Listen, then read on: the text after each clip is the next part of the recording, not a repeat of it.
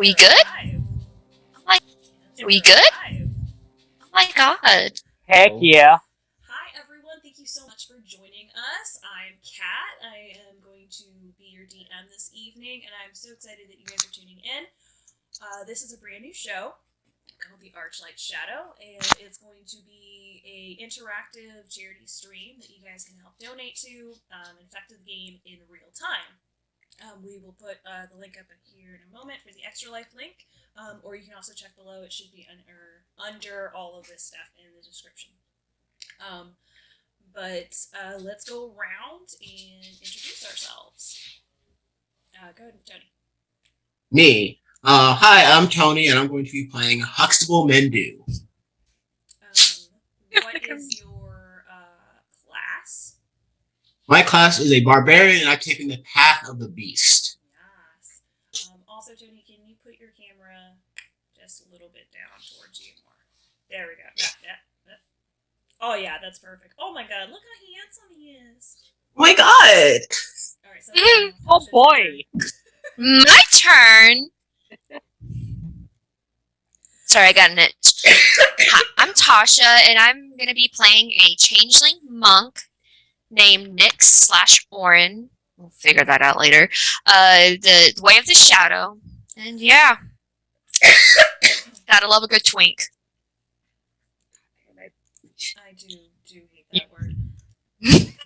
Alright, go ahead, Doc. Alright, I am Austin, also known as Doc. I will be playing Throki Wisetooth, who is a rune keeper half-orc. So bear with me. I've never played this class. It's brand new. We're going to be learning together. Because I don't know what the fuck I'm doing right now. Absolutely same. Hey, Austin. You are Yes? cut off just a smidgen.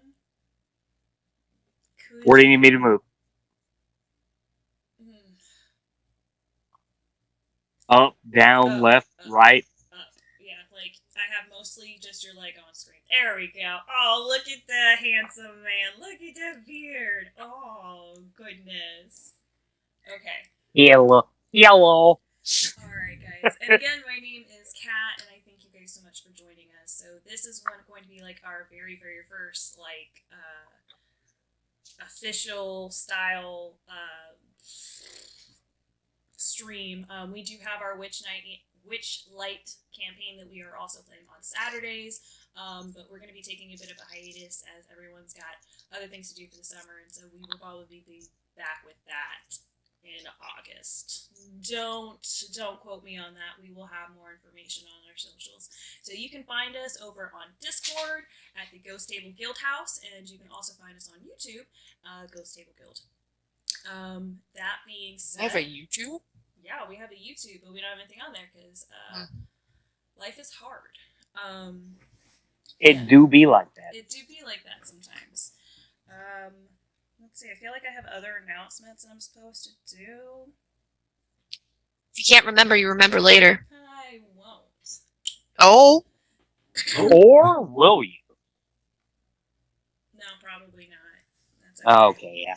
It is Cat. Yes. So this game is a 5e homebrew game, and this is set in a campaign setting that we did about a couple of years back with one of my original groups, and we played for about 2 years in that world and got to about level 17. Oh, wow. And this is set many years after that. So sorry, I had a hair that was tickling my back, and I just can't.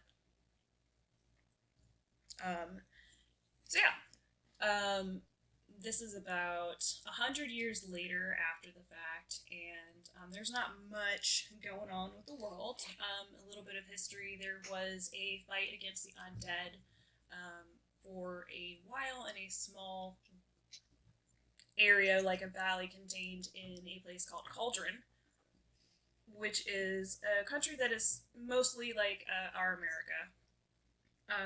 Except like the Grand Canyon. So there's like mesas and stuff like that. Dirt, rocks, lots of rocks, and tremors. Hey, right. So that is the last major event that really happened in the world. In the Elven nation, the country is very much what you expect out of an elf nation. They're kind of snooty, very aloof. They do not get along very well with the other worlds, or excuse me, the other races. Give me one moment, excuse me. Excuse me. So, the world history is that originally the Earth, the planet belonged to the elves. It was a gift from the dragons to the elves, and taking care of it while they were out exploring the space. And the elves did very well, and they harvested a lot of magic, and with this magic manifested a couple of other races. Those races that we call the small folk. The small folk specifically are dwarves, half-elves, and gnomes. Or not half-elves, halflings. Oh, Yeah, and they get along very well, just fine. But later on, we have the race of the humans that come in, as they're in a similar World of Warcraft, trying to get away from these orcs, and they're able to tap into this magic and beam themselves onto this planet, into this realm. But it isn't too long before the orcs do follow them, and there is a war that ensues to try and keep the humans in a safe place and get rid of these elves. Eventually, the orcs do come to heal, and that there is an agreement, and so things go well for a time, and then there's another war that sparks because humans begin to populate the earth very quickly, and there isn't enough space for them, and so they're continuously needing more and more resources, and the elves, as they take longer to have families, they weren't very happy with that. Eventually, the humans turning to a different god, and making deals, and so with that you have the tieflings that were produced from this. Now, of course, this is hundreds and hundreds and hundreds of years ago, I guess thousands of years ago, really. So these elves remember, but most other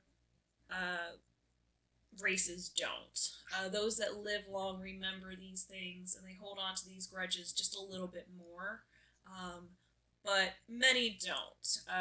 If they do, they just inherited it from someone else, like their great-grandfather's races against orcs because he was there, and my daddy and his daddy before him. But yeah, for the most part, the world lives in a relative peace. If you a relative peace, as peaceful as you can be, as long as nobody ain't trying to do nothing. And we start in the country of Kyo. It is a island off in the very, very, very far east, and it is surrounded by volcanoes. In the similarity of Hawaii aspect, but not as tropical. Here it's more barren, lots of rocks. You can kind of just see through most of this area.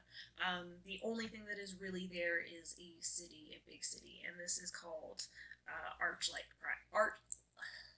Archlight Prime. And this is your holy religious city. You guys have come here out of your own different reasons. You found yourselves coming to the flame. Huxtable was asked to be brought to learn more how to harness his power and how to ensure that there is balance and that he doesn't sway too much in getting lost in that rage. Throki, I forgot to fix that on your thing. I will fix that. Throki has come to learn and to help further on his studies of understanding the mystic runes. And Orin has been rescued, and brought amongst our kind due to their special abilities and to be protected. And you've all seen each other around inside of the training grounds, inside of different halls and whatnot. You guys have settled in here. It is very peaceful. The building is like like the Pantheon. The way that it is built, it has that dome-like structure in the very front, and it is rectangular in the back, and it has their pillars, very strong pillars. And these pillars, and most of the walls and the floors, this sort of architecture is made very, very intricately with the combination of obsidian, gold, and a marble, which this does not grow naturally. This is something that was woven with magic that has been long since forgotten. But this structure was not always a structure of the holy city. This temple outdates the city. And it holds many secrets, but, obviously there are areas that are restricted, and many of the secrets are honestly right in front of you, written on the walls in different scriptures and different areas of light that have different sconces. There's lots of sconces, lots of fire, blue fire, red fire, green fire. You've seen black fire. You've seen areas where there is just a few candles and the shadows dance around in the room almost. And you guys have all had different studies and different experiences here, but nothing in the nothing very interesting has happened since you first came in and you met with your Ignis Star Song eventful sense. And so as you guys are waking up early in the morning, a steward is there delivering you a note. And we'll pick up with Tony as the door to your room, a little tap. Oh, wow, coming. Run up and open the door. And as you open the door, you see a freckled little curly-haired boy who is one of the kinderlings that you found.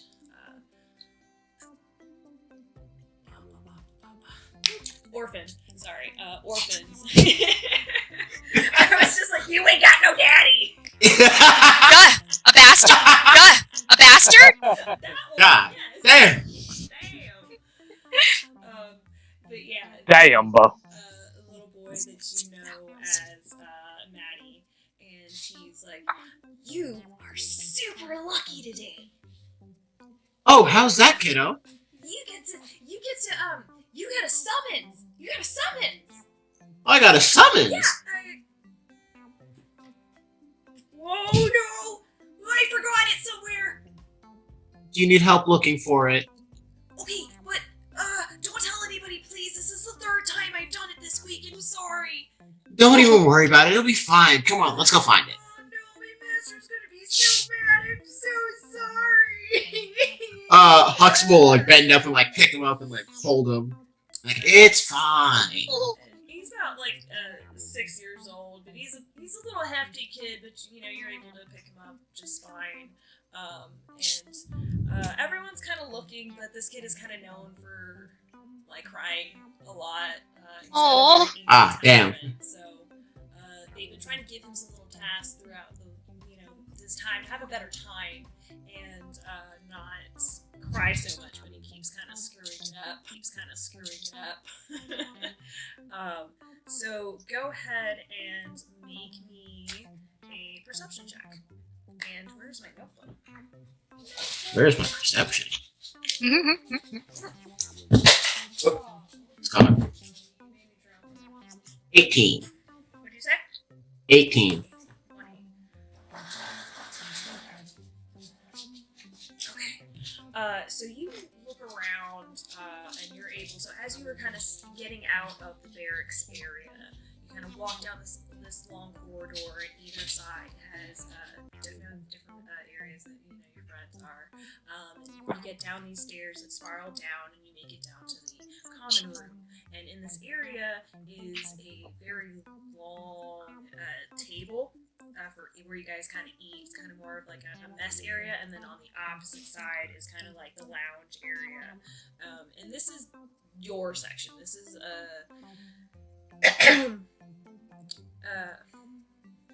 oh my God, Tony, what is it that you do? You're a farmer. Yes.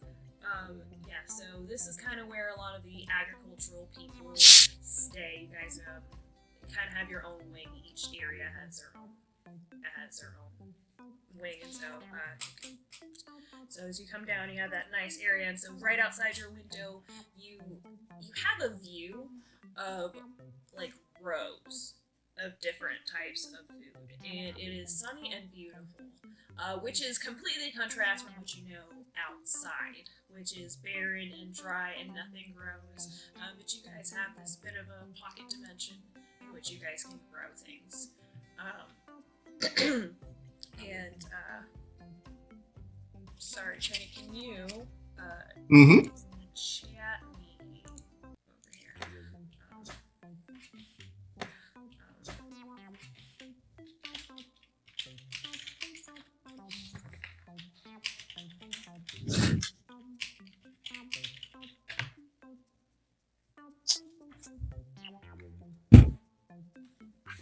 I sent it on the Zoom.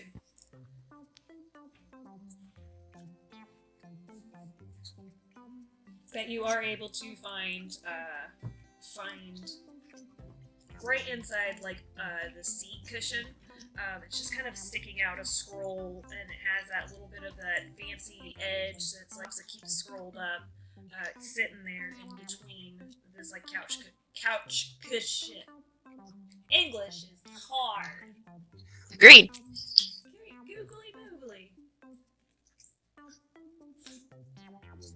Drink your monster. Not my dad. Drink the caffeine, cat. Okay, cool. So yeah, you see it sticking out inside of that little area right there in the couch. And a couple people in the common room are kind of looking. Some people are like reading, and they're, one lady just sees him crying, and she rolls her eyes. Bitch. I'll reach out and I'll grab the scroll and be like, is this it, bud? Yeah! Oh yeah, you're the best! And he like takes it, Aww. and wiggles out of your arms, and then he like runs over back up the stairs. What? Where are you going? I gotta deliver the summons! Wasn't that for me? Yeah, but I have to do it to your room! Okay, yes, kid. That's how kids be like, though. I'll run it back. Yeah, so he kind of waits, and he kind of, as you get closer to the door, he kind of pushes you back into your room, and like closes the door, and then you hear that tap, tap, tap, tap, tap. I'll open it like, oh, hey, kiddo, what's up? Oh, hey! Huxtable, you wouldn't believe it! You got a summons! You're so lucky! I got a summons? No way. Here! And he pulls it out. Thanks, Maddie. I appreciate it. Are you gonna open it? Are you gonna open it? Yeah. We'll open it. And so, as you open it, you see your name, Huxtable. Last name goes here. It's Mendu. I knew I was gonna fuck it. I wasn't even close. I'm like, Mumbo? Mumbo. Good old Huxtable Mumbo. Huxtable Mumbo. I Mumbo, you Mumbo, we all Mumbo. We, he, she, we, Wumbo. SpongeBob forever. So as you open it up, it has your name on there. And on there, it says that you have, due to your studies and your training, and over the past few years, you have been summoned to see. You have been summoned to the Umbral sect. Ooh. Yo, this is a pretty big deal, dude. What's it say? What's it say? I think this is supposed to be kind of like a big secret. Whoa. I won't tell anyone, I promise. Now, Maddie, Please.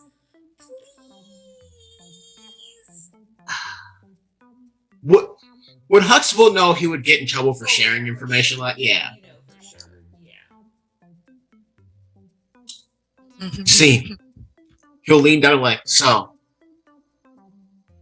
I've been invited to an even bigger greenhouse where I get to grow way bigger exotic plants. Oh, but doesn't that mean you're gonna be leaving? Unfortunately, Can't they just make a bigger one here? I wish, but apparently these ones are really dangerous and they're worried about the kids getting into it. Oh. And you kind of see there's a bit of conflict across his face. And he kind of looks down at his shoes. I have an idea! Well, remember the one time that I got stuck outside in the tree and I couldn't come down? And then I was too scared. But you said that I could come down if I have one of those really spiky apples. Yeah?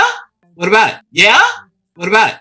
Well, you should get a lot of those. I'll collect them for you so you can bring them to the kids in case they want to go in and you'll be like, no, you can have spiky apples if you don't go in. And then they won't go in it. I'll go get some. He kind of scurries off. He kind of like turns around the corner and he kind of slips a bit, but he's like quickly to get up and he's just like, he's just off. I love this kid. Kid's got spirit. And he's gone. And so we'll put a pause there, Tony. Alright, Tasha. So it is early morning.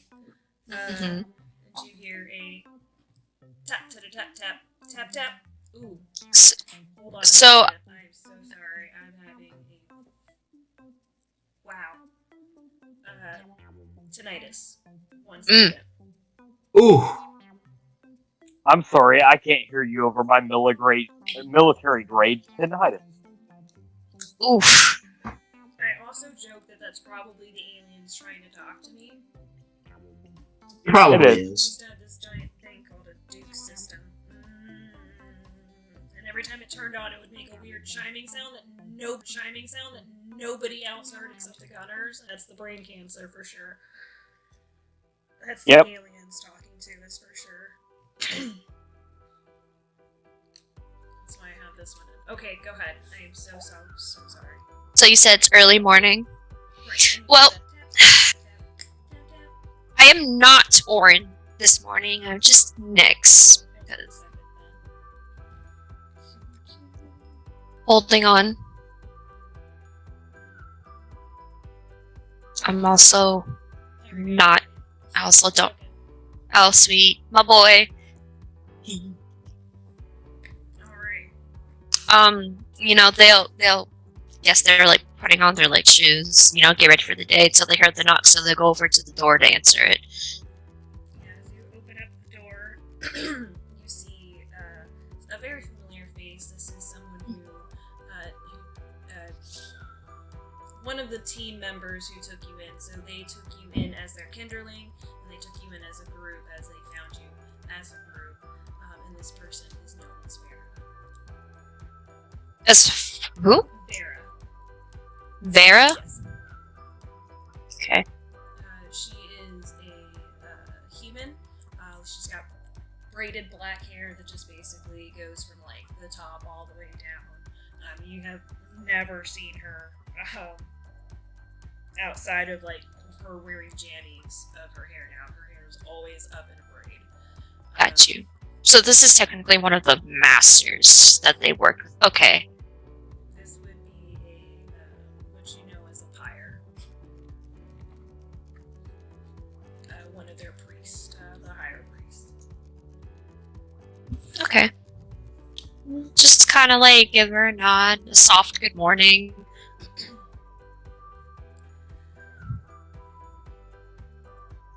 She kind of looks around and then kind of steps into May I come in? Of course. She's already I know. They would have stepped out the way, but you know, they're polite, so they'll answer. Nix. Yes. I have a bit of a problem. What would that be? Well, you. Did you do something to be summoned by the Ignis? She kind of puts her arms over her chest. Not that I know of. Nix. Yes, ma'am? This is the time now to tell the truth completely. I do not want to be side-blinded. I'm not lying to you.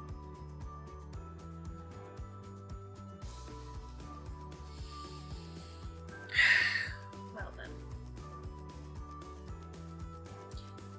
If there's nothing, then I suppose this could be a good thing.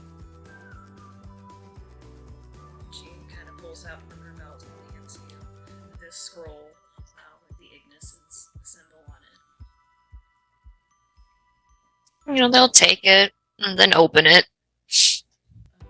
And on there it has her name on there, and it says, due to our recent findings and our pleasure with your training, you have reached a point where we would like to summon you to the Umbral Sect.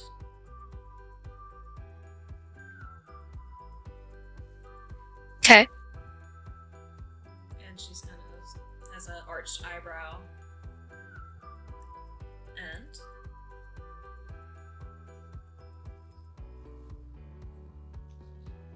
Shows. oh. Oh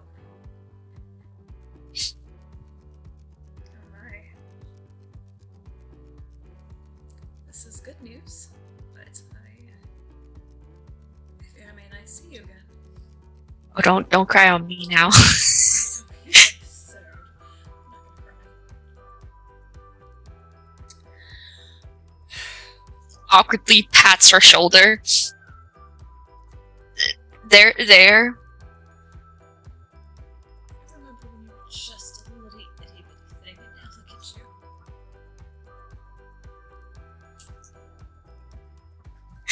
you. Just Tony laughing. I wasn't ready for this. I thought there would be more time.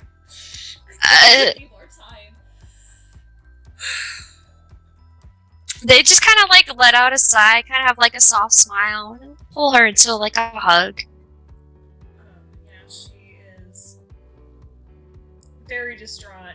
She does take the hug, and she does begin to sob. She is consolable. She's consolable. She does wipe her tears away. And at least let me walk you. Yeah. Mhm. Okay, good. She kind of fixes her face and straightens up. Oh, my heart. And she opens the door after you, my dear. Ladies first. And she kind of takes her step out, and she walks with a very stern sound. You know her step anywhere, and she kind of leads you down the hall, down through the corridors, similar.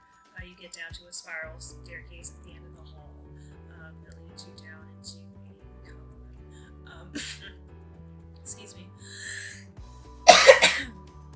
Tasha, what is it that your character does when they're not doing missions? What is their home job? They don't really do much besides like breed,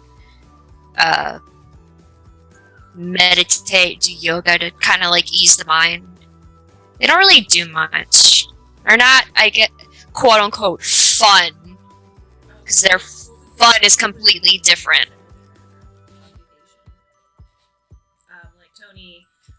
He's a barbarian, all that, but he does Mhm. gardening. He's the gardener. He takes care of crops. If they don't really like social, because they're not really sociable, but if like I guess some of the other like orphan kids came up to them, if they were interested in whatever they were doing, you know, like tip them, right. just like Working with kids. Gotcha. yeah, Cool. yeah, there we go. Alright, and so your area has a bunch of the other care workers, a lot more homelier looking people.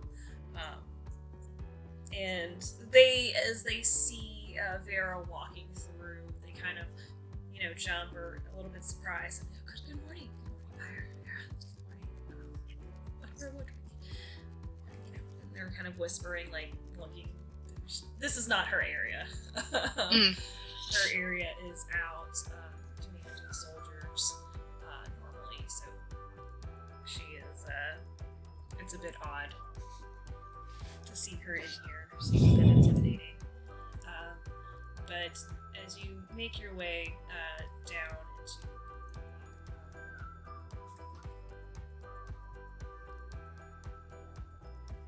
kitchen mess area, there are a bunch of smaller kids kind of at the table, and as they see you, are you as Orin or as Nyx? Still as Nyx. The kids are very excited. Oh, you would not be able to be Nyx outside. Just a handful of people would know who you are.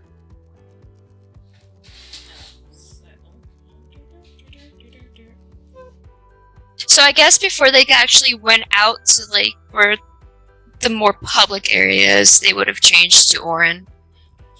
Yeah. So they come out and, Orin! Orin! And Orin's a bit more sociable. The other ladies are, no kids, stay seated, we need to finish our breakfast. And they're, some of them are, oh, okay, that's right. And they kind of go back to eating. And a bunch of kids just don't listen. And they get up and they're just kind of He would like kneel down and like hug them.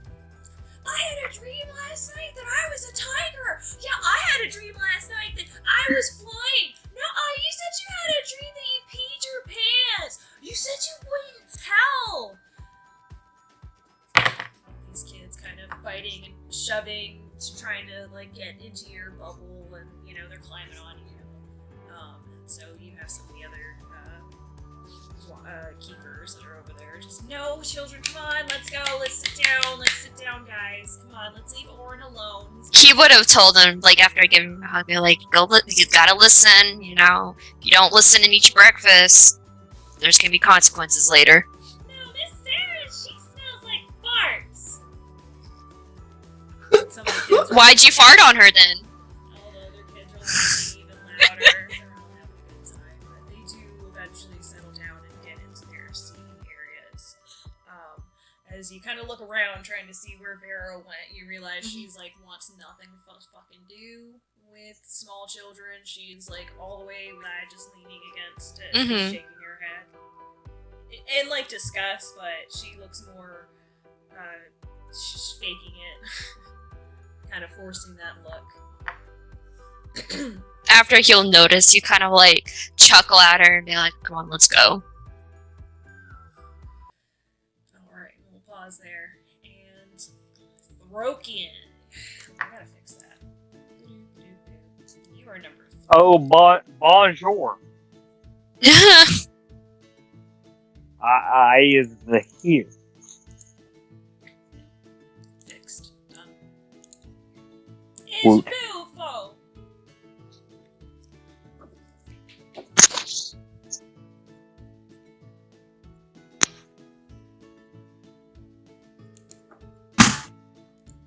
Alright, so as you wake up early in the morning, you hear a very soft, faint tap. It is a very familiar tap. This is someone who's been in the archives with you for a while. Oh, your horses, I'm coming. I get up out of bed and go open the door. So as you open the door, you see a Hey, Felix. halfling with curly blonde hair, just like a very small mess of it, the kind of curl, like big curls, and just shining green eyes. And she said, "Oh, hi, good morning." Oh, hello there, little one. How are we doing today? This is Holly.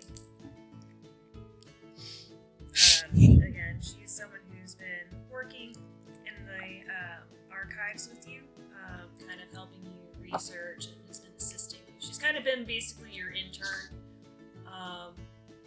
She's just recently been brought into the Flames Light, and she's been trying to prove herself, and she's been very helpful. She has no real understanding of anything that you do, but she's been a fast learner in the small things that she has learned, and she's been helpful, at least when you're like, look for this symbol, and she's like, I can do that. Don't know what it means, but I found it. Oh, good morning there, Ollie. Have you been studying like I told you to? I did. But I was asked to bring this to you. And she Oh, hands what you is it? the scroll that has the mark of the Ignis on it. Oh, well, that's unexpected, but I thank you for bringing it to me. I'm really excited for you. I'm excited. I hope it's the Ignis hoping to see with the research you've done. You worked really hard. I'm gonna go ahead and open it and see what it says. Yeah, as you open it, it has your name on it, very fancy and elegant, and then down at the middle of the page it has a giant penis on it, and then it says "Get fucked." Just kidding. Oh, okay. Damn. There's a little red button here. I yeeted off my own stream. So yeah, you look down at this. It has your name on it, and it says, "Due to your massive contribution in the short period of time that you have done, the Ignis summons you to join, or the Ignis summons you to the Umbral sect." Oh, this is definitely what you think it is. Oh, that's great. I'm gonna have to get ready. Yeah. So, why don't you run along, and you're gonna study today the rune of the Igdal. It's the one with the tree. I knew that.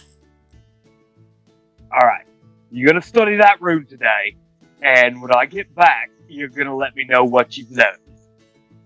Aye. Alright, Holly. You be good. Or else. Right. Or else. Wink. And she winks with the eye that you don't have. That's I fun. wink with that eye, but like doing finger guns, so Oh my god. She kind of hops along down her path.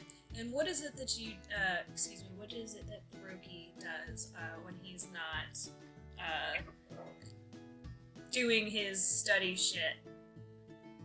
So, obviously, he does research in runic magic for the Archlight. But he also does a lot of masonry and stonework, as well as woodworking. So, any kind of repairs that need to be done on the facility, he helps with, whether it be by magic or manual. Awesome. Alright. This area that you live in is you are just like basically right off of your laboratory study. So you're really like just down the hall from where you are. You're a bit of a hermit, but you're used to it. Same. So, as you all are making your way to a very familiar area, though it has been quite some time for various of you, some sooner than others, the sensation that you have standing before the door, the double doors, the marble is completely black, with just the handles that are kind of half moon shaped, that are just a glowing color of gold. It is about 8 feet in height, and in the center, it is a long pool-like area, but inside of it, none of the light reflects, and around on the outside are various sconces. On the side are carved out of these beautiful, beautiful white alabaster-like stone.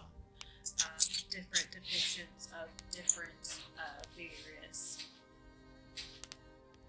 previous flames in their likeness, and so they are each holding like a saucer. I guess they're not really sconces, they're like statues holding a brazier. Thank you. With flame. And each of them have, not each of them, some of them have different colors. One has a flame that is blue, one is orange and bright, one is more of a red color. And, some of them are repetitive, going down the line as they're each leading up to the door. And so as you pass these familiar faces of the past, you guys, I forgot to put it down earlier, but what is everyone's passive perception?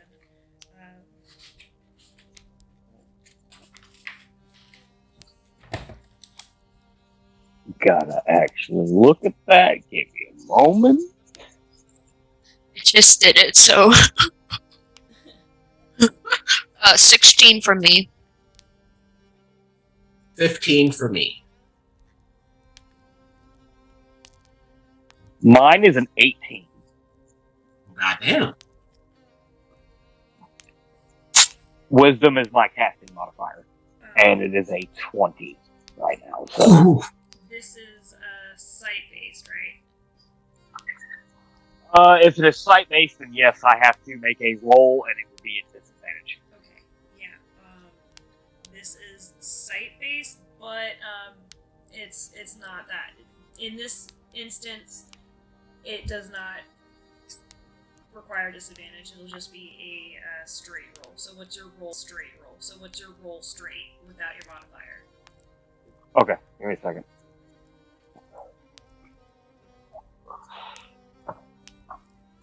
That is going to be a 15. Okay, that's good. That's fine. It is an 18 without the modifier. And then, so if it is going to be sight-based, we'll say that it's a 15.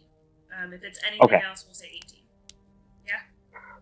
Okay, that works. And then for when you're rolling, if it's sight-based, we'll have it just be not a straight roll, but without protein. I mean, I'm perfectly fine with rolling at disadvantage if it's a sight thing, especially if it's something that's out of my peripheral vision. On we'll say it's just for clarity's sake, my right eye is the one that I have carved out. If it's on my right side, then straight up disadvantage. I'm fine with that. Okay. That's the rules that this character's class has set. I'm fine with going by the book. Okay. If you would like to do it the way you said it, I'm cool with that too. No, this works perfect. I'm putting it down on here, disadvantage on right side for eyesight. For eyesight. Okay, that works. Dope. Okay. What was I doing? Oh, right. We were walking down the hallway. Yes. So as you guys, #ProStreamer. So you guys are heading down into, and again, you're kind of walking past these faces of the past. There is a familiarity between these different feelings of the warmth that's coming off of these sconce, fire things. Braziers. Yeah. Yeah. So yeah, you're holding. They're just standing there, and they're like, and you're like, "Ooh, that feels very familiar." That's a synopsis of what just happened. It does feel familiar. It is a warmth you've known standing before the presence of Ignis Starsong. But each of them have their own differences. Some feel colder.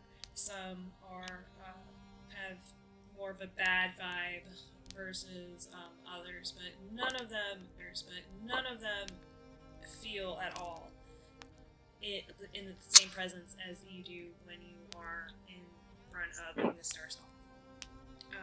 And out of the corner of your guys' eye, as you kind of looking around, these shadows are kind of cast about.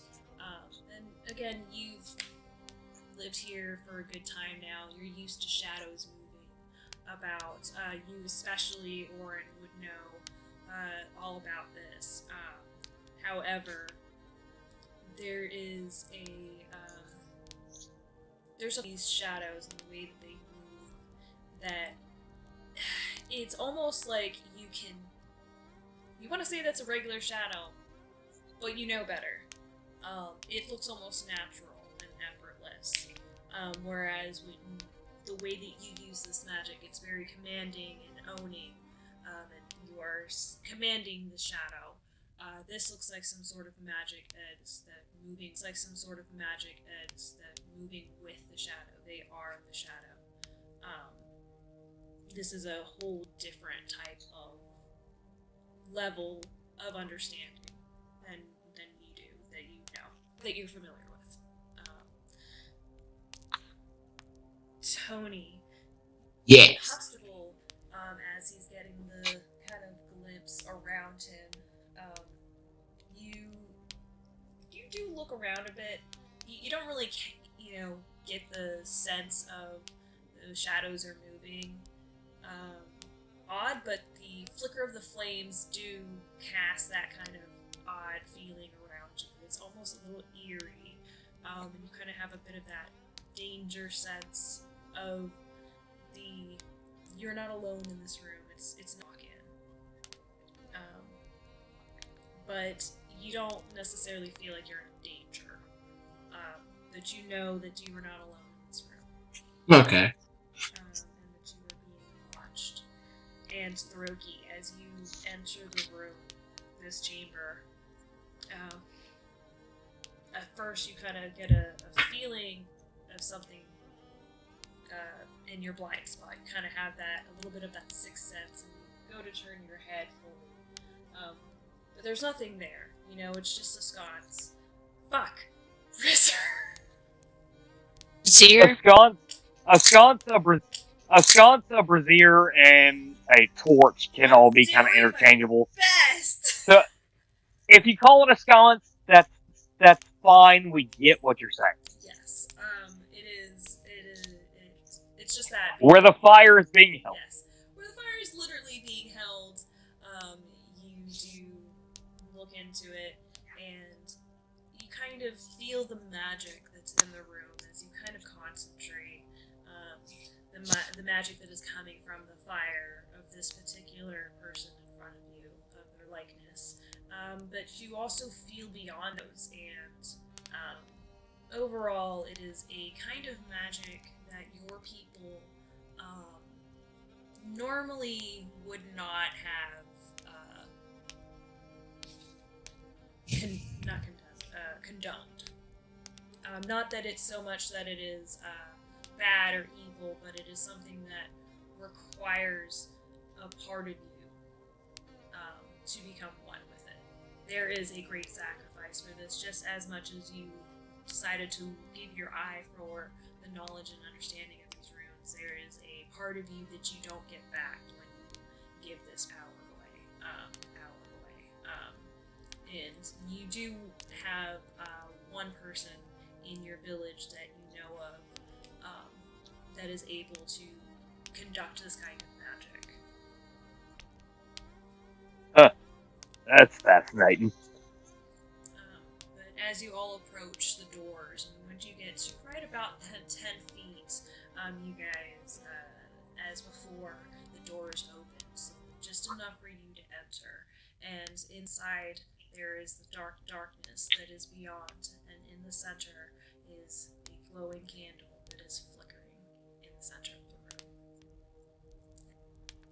And as you guys enter the room, and slowly the doors shut behind you, not menacingly, not threateningly, but more of a guest has stood behind you to not let the cold in. You see that candle in the center. And this, you know this candle, this light, this specific light, you know this as Ignis Starsong's light. Very small, but as you get closer and closer to it, it grows brighter and fills up more of the room until you are just about 5 feet in front of it and is flashing of light. And there you are, standing before Ignis Starsong. She has over her head her robe hood. And it has obscured her face, and so this is one of your guys' items.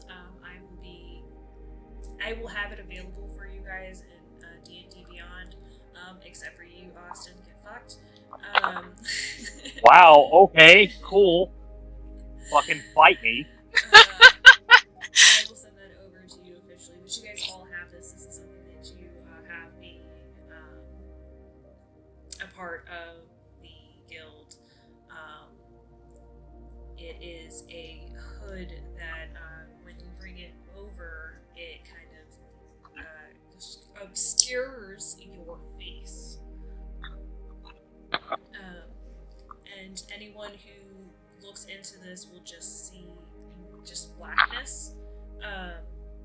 But if they make a DC 15 wisdom save, they're able to peer inside of it, and when they peer inside of it, they're able to see what is your flame.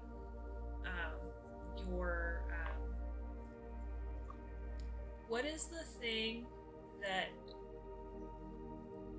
magic people get to cast their spells? Focus. Yes. That. Is that what it is? Is there another name for it? Yes. No, it's focus. Okay. I swear to God, I've DM'd and I played this game a bajillion times. It just depends on the spellcaster what their focus is. Yes. Like for a Hexblade Warlock, it's going to be their weapon. Yeah. For a wizard, it can be a wand, it can be a staff, it can be an orb, it can be a crystal. It can literally be anything that has that kind of arcane energy, and they're able to focus their spellcasting to it. It can be so many things. What I was thinking of. You guys each have your own trinket, your own display of faith, whether it is a charm on your weapon, something that you wear as a necklace, an earring. Everyone in your group has one. Or not in your group, but just in your following belief. Once you join the church and you truly came to the flame, when you go through your initiation, you are able to grasp the flame.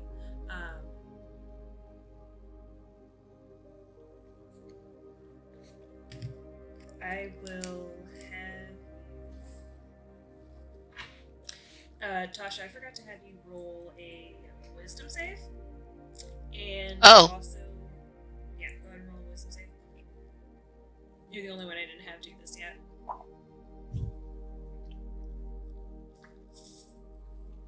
16. Awesome. And then roll a d4. 2. Cool. Okay. So, Austin, yours was 4, right? Yes. And Tony and Uh, Yeah. yes. Okay. Each name your light. When you had your initiation, you would have had your baptism. Part of it would have been the very last of your faith, and to truly give yourself to the flame in that you truly believe within your heart. Not that there is doubt, because you're always going to have a bit of doubt, but that your heart is in a good place and that you are grasping the flame for the good of all, for the betterment of all, and that you really are drinking the Kool-Aid. And so each time as you've reached in to get a piece of your flame, your D4 is how many times you have failed.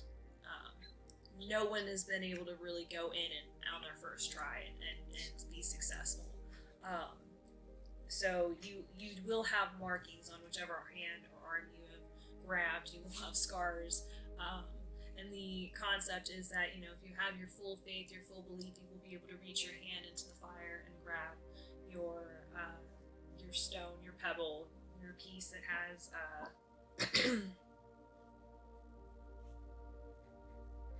your light.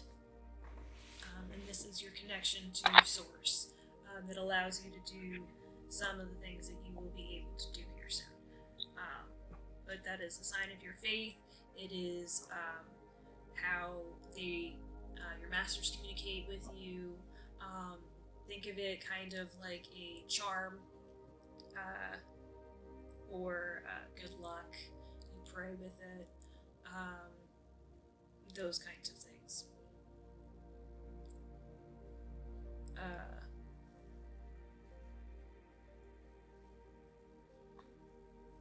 Don't know where I was going with that, and I'm so sorry. But anyways, yeah, you guys walk in. You guys are in front of the flame, quite literally, as you are standing before her in this area you are not familiar with. It is oddly very dim.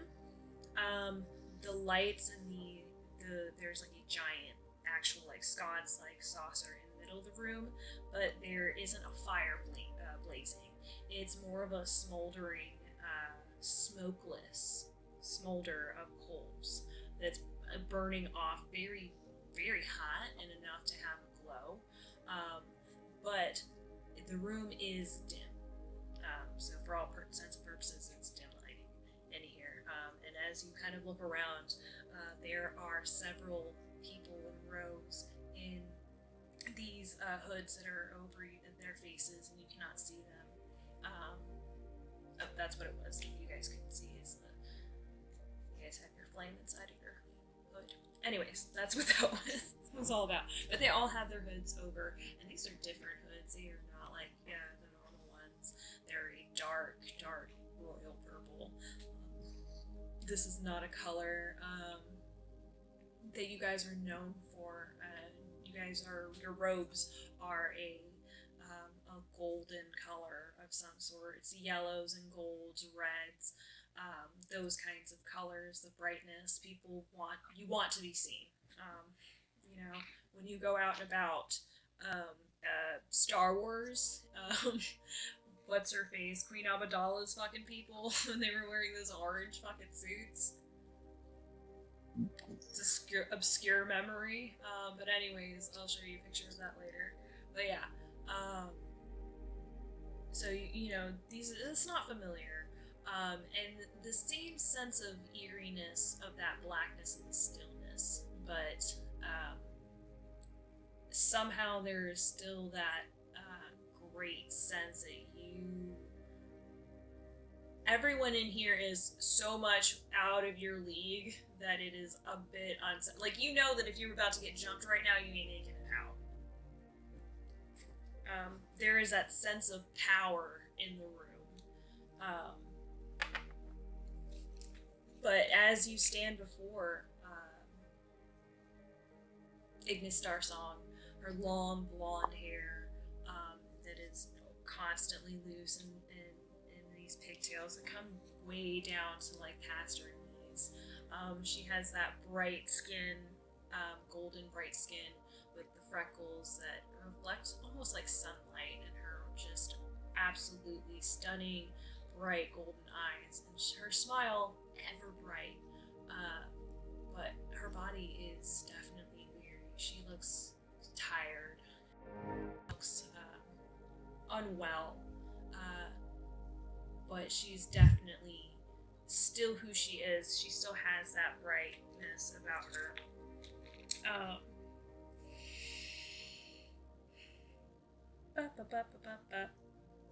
Yeah.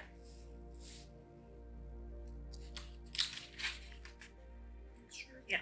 And she brings the hood off of her, and she smiles.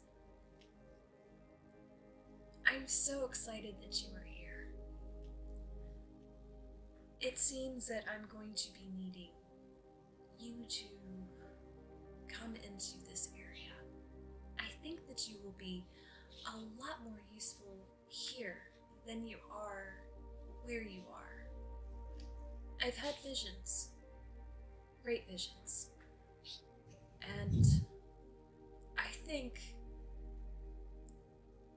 and she kind of pauses as she kind of gets a million-mile eye stare, specifically with you, Orin. She kind of stops and pauses and gives a long look, and as she kind of comes to, she kind of looks at you a little odd. We always knew that there was going to be great things for you. You're going to have to be brave, and at all costs keep yourself a secret. I'll do my best. I know you will. Those that you can trust will be the ones that we bring to you.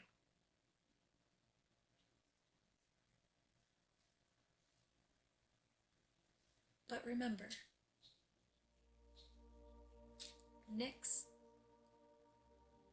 you are. You're the one who is the light here. Orin is wonderful, and we love Orin. But underneath Orin is Nyx. Don't forget that. I won't. With Huxtable, as you come in and she says her like little opening speech. You have come a very long way. Your training, your concentration, your will. Even our food has come tenfold. Everything that you do, you put your whole heart into it, and it has been so much appreciated here. As much as it pains me to see you go, I've also had visions of seeing you do great things. You are needed here. I find that it might be a bit difficult for you, but always keep in mind, we must keep things in balance. You will do things you're not going to like. You will have to become a person at times you won't like. But I know that you, deep down, Huxtable, you will always find that stillness. As long as you focus. And in the times that you can't find that quiet, that nature, come back to my office, in your mind, in that stillness and darkness. There. That light. Use that. Thank you, Ignis Starsong. I will do just that. And Throki, as you come in, she looks weary, and she's looked like this when you've met her, but she's again smiling. Throki, You have done so well in the short time that you've been with us. We cannot be any happier. With your contributions to the library and your research, I have been able to see far beyond any other Ignis has been able to see before. And it is because of this that I think you are the one who should come into the Umbral sect. Your knowledge and your ability is going to be so far surpass what we are able to do for you. I appreciate the vote of confidence there, Miss Starsong. I can't tell you enough how much I've loved being here. It's done a wonder for me in finding my sense of purpose. You honor us with your hard work. You honor me with giving me a place here. All the praise is to the Archlight, who gives me the sight to see these things. And you have given me that much more like a lens. Everything is so much more clear. I need you to do that for the rest of the world now. I mean, now that you mention it, I have been working on this particular gadget. And then he starts setting up his Shark Tank presentation. You see this monocle here? I got a rune inscripted on it. I haven't quite viewed it yet, but it gives you a little bit of packs a punch to your sight, if you get what I'm saying. Yeah, every time you turn it on, you have 30 seconds before it'll explode because you can't. Oh my god. Listen. It's hard to imbue normal objects with arcane energy, especially using runes. You gotta be careful with them. The vibrations of this rune just don't work with this type of rock, guys. The vibes are off, dude. The vibes are off. I gotta find the right metal and glass to work with this rune. I haven't quite found it yet. I think it is just lovely, Throki. Very inventive.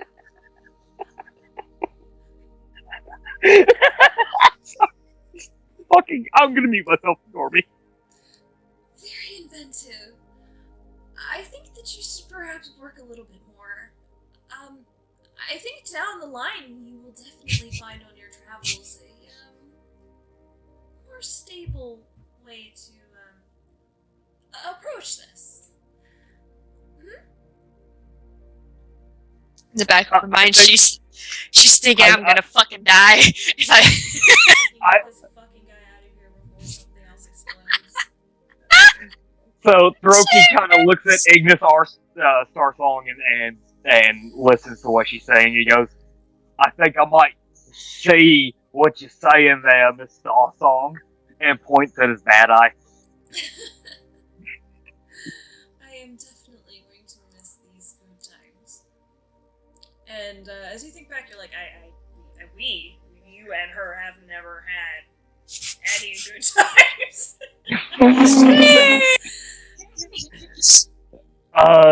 I quite agree there, Miss Starsong. I will miss them too. Well then, I will leave you to the shadows then. Wait, the shadows? Where are you going? Oh, I'm not going anywhere. You are. Oh, where are we going? Where am I going? To the Umbral sect, of course. I thought that was just like a ritual. Is that an actual location? Oh, yes, of course. Oh. I forget these things, but yes, you'll be going that way. You'll follow the shadows, and they will bring you into...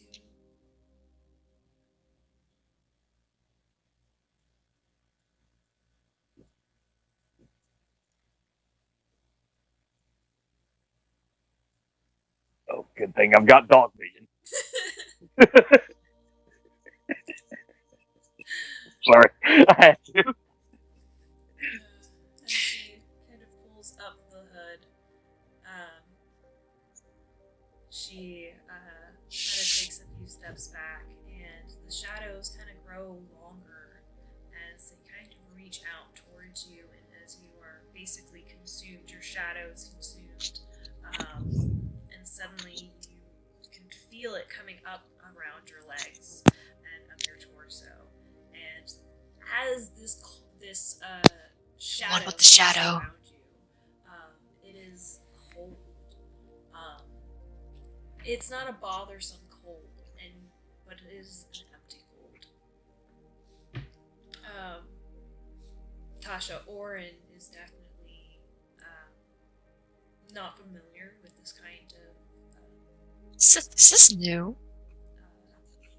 feeling, but it is also exciting. And it consumes you, and as it swallows you up, you are found in a darkness, in an emptiness around you. It's hard to get a sense of your position and where you are, but as you stand still in the darkness, we are going to take a short break, and we'll be right back.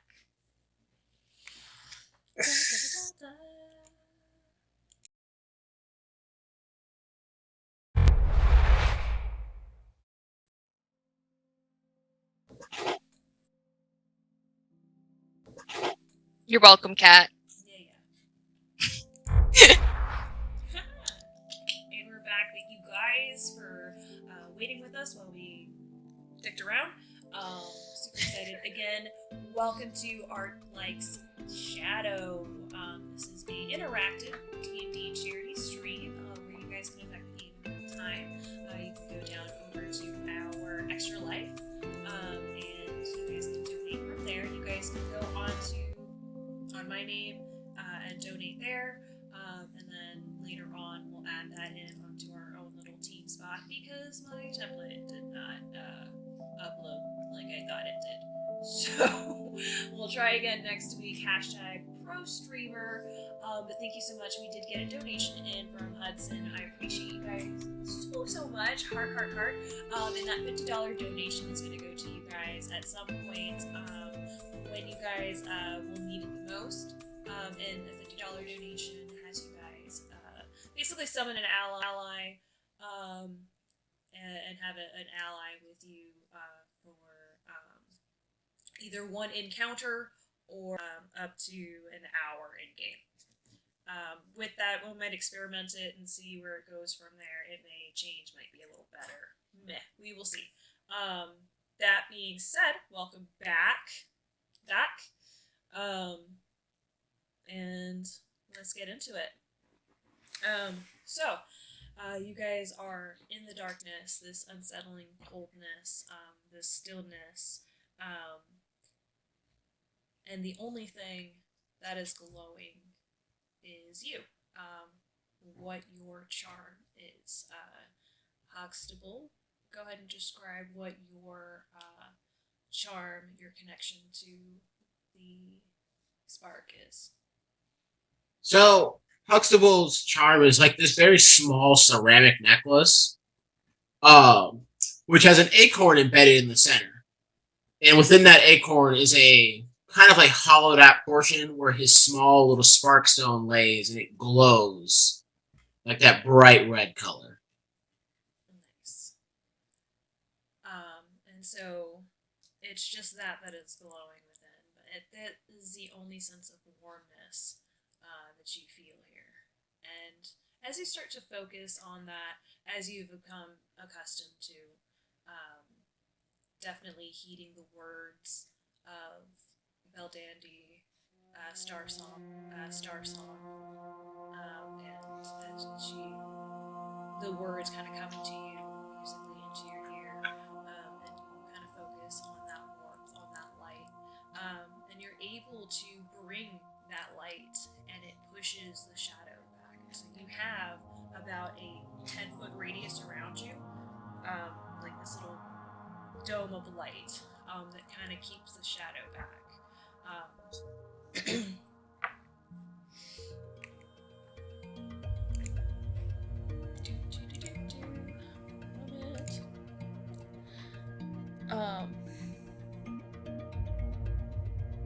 And you feel confident in that moment of like, yeah, I did the thing. Like So, around you, you start to hear people. You start to hear like passing of a lot of people. You start getting the whiff of different kind of cookies, breads, kind of the stench of hobo pee in the streets.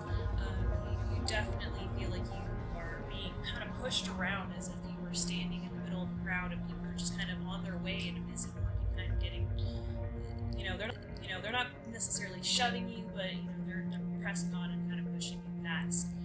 But there is no one around you that you can see. But that darkness starts to, the light starts to waver a bit as the darkness kind of is able to reach just a bit to push that barrier as you're kind of pushing and being swayed a bit. You start to kind of lose your barrier as this wave kind of comes over you. Go ahead and make me a wisdom saving throw. Ah, damn. There it is. There it is. Great. It's an 18. So you were able to kind of get the sense this wave kind of push over you. It's like a panic. It's almost as if you kind of get that sensation of you're about to fall. You kind of jerk and kind of or have your balance, and able to steady yourself, but that's you're still being pushed every which way around you.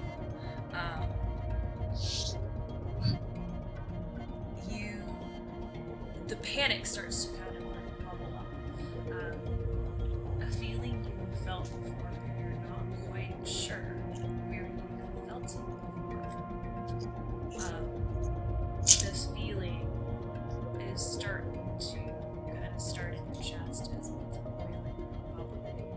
Inside of you, kind of moving up, burning and going to your shoulders and down your arms and into your hands. Without a second thought, you lose the sensation of your hands necessarily being your hands, and they begin to transform into claws. As you kind of look down, you're kind of very confused because you didn't will this. This is beyond you, something that you've done. But you look down and you kind of turn your hands over, and the scales begin to climb up your hand, up your arm, and slowly, it is starting to consume you.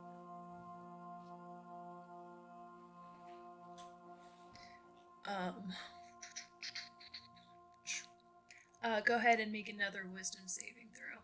Disadvantage? No. Okay. Ooh, girl, that's a 7! Oh, okay.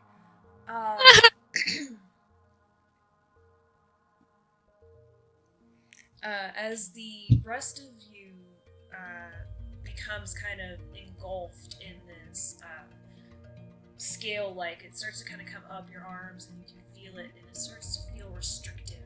It feels very tight, and it's weird. This doesn't feel right. It doesn't feel like your skin. As you start to pull at it, you start to see a black underneath the skin. You start to pull it back, and the rest of you, and as you begin to claw at yourself, pulling away the skin and your clothing, and underneath it is this blackness that you don't recognize. This isn't you. This isn't your flame. This isn't your light. Go ahead and you already made that throw. What was it? A 7. And it is a panic now. As you cannot recognize this person underneath yourself. And everything kind of begins to go black as everything's spinning and swaying and spinning. You hear this loud come out of your mouth, just as you come up, the sense of copper in your mouth, the smell of burning wood, and then the smell of burning flesh.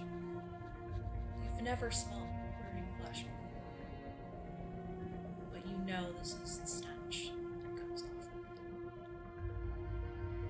And as your eyes begin to adjust into this area, are still in this darkness that is around you, and yet the building is on fire. The roof has been collapsed, and so where you'd expect to see a sky is emptiness and blackness. And as you get up, you see just around you is chaos. Chaos that you know that you've created an overwhelming sense of panic. You did this. This was you.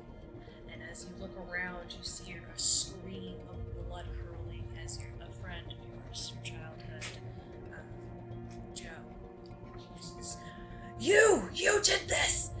You did this! And Joe, this is it's like a shadow version of himself.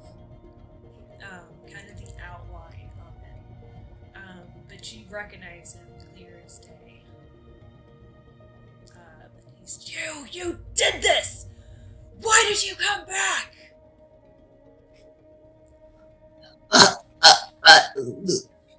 I didn't do this. There's no way. I spent so long training. It shouldn't have happened. And he kind of throws himself at you. Oh my surrounding God. He has like a broken table leg. Broken table leg kind of comes at you. You have one reaction before combat initiates. Am I like fully transformed right now? Yes. Like claws, tail, teeth. Everything. If he's gonna swing at me, I'm gonna like use my reaction to swing my tail to like knock. What am I thinking? Just to like basically make it so it's harder for him to hit me. Because it allows me to add like a D8 To your AC? to my AC. Gotcha. Yes. Okay, so you're kind of like taking a defensive stance as he comes Yeah. up and swings down at you, and your tail kind of comes up and smacks it. And you do it with such ease. It was unsettling how easy it was to smack this table leg out of his hands as he goes across the room.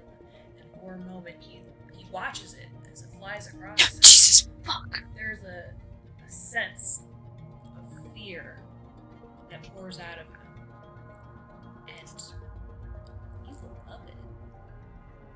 The sense of power that you have, Oh. and just a swift action, a literal flick of the tail. You're able to instill fear in someone that you've known almost your whole life. Oh, rather his life. Relative to New Zealand.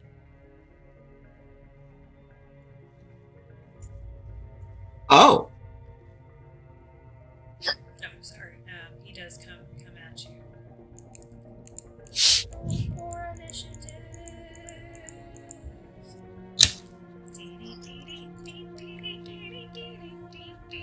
17. I was not ready for this. Okay. You have the top of the round. He has basically come up and lunged at you. Okay. Bernardia! Since I've known him for a long time, do I know if he's like brittle or not? He's human, so he'd be like human level 1, maybe 2 at his prime. Okay. For those of you at home, these guys are level 8.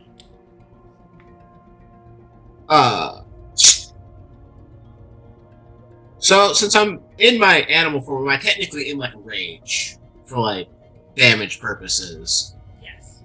Okay, yeah. I am gonna use my tail and I'm gonna strike his legs. Going for his legs. Yes, I'm going to try and yeet his leggies. Eat his legs? Yeet. Roger. Maybe eat later. I don't know how this is going to end up. Let's see. And 19. Awesome. Okay. Yes, it does hit. So it's a D8. plus 7 range. For a total of 12 damage.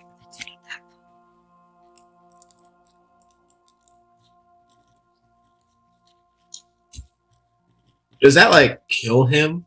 Or, like, Yeah, so you go and swipe under his leg, and for the sense of cinematics, you do manage to knock him on his ass. Yeah, you would definitely have killed him under any other circumstances. This is not one of them. But yes, are you trying to lethally kill him? no, I just wanted to make sure that I didn't kill him, but I also want to know if he was still up, No, like awake. Oh yeah, he's still awake, but he is prone. Laid out. Yeah. Half my Oh. brain was like laying down, half my brain was like D&D terms, so I was like, eh. My left brain and my right brain were like Having a boxing match. yeah. I'll just attack his legs again with my tail. Okay. So With my second attack. Well, I have advantage because he's prone. Yes. For an 18. Sorry, buddy, your kneecaps are mine. For a rousing 7 damage. Yes. So yeah, you kind of quickly swat as he kind of trips over immediately, and you come back down with your tail and just kind of lay down the law, and he bursts into shadow. And as you do so, you hear a blood-curdling scream as you look up, and again that silhouette, the shadow of Mrs. Bridget, his mother. And she's, why would you do this? We loved you, Huxtable. Why? You're a monster. There is a darkness in you. I've always seen it. I knew it. Oh my god. You have to make a wisdom saving throw.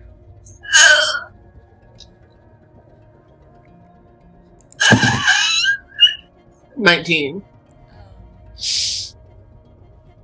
You feel the pain of the words.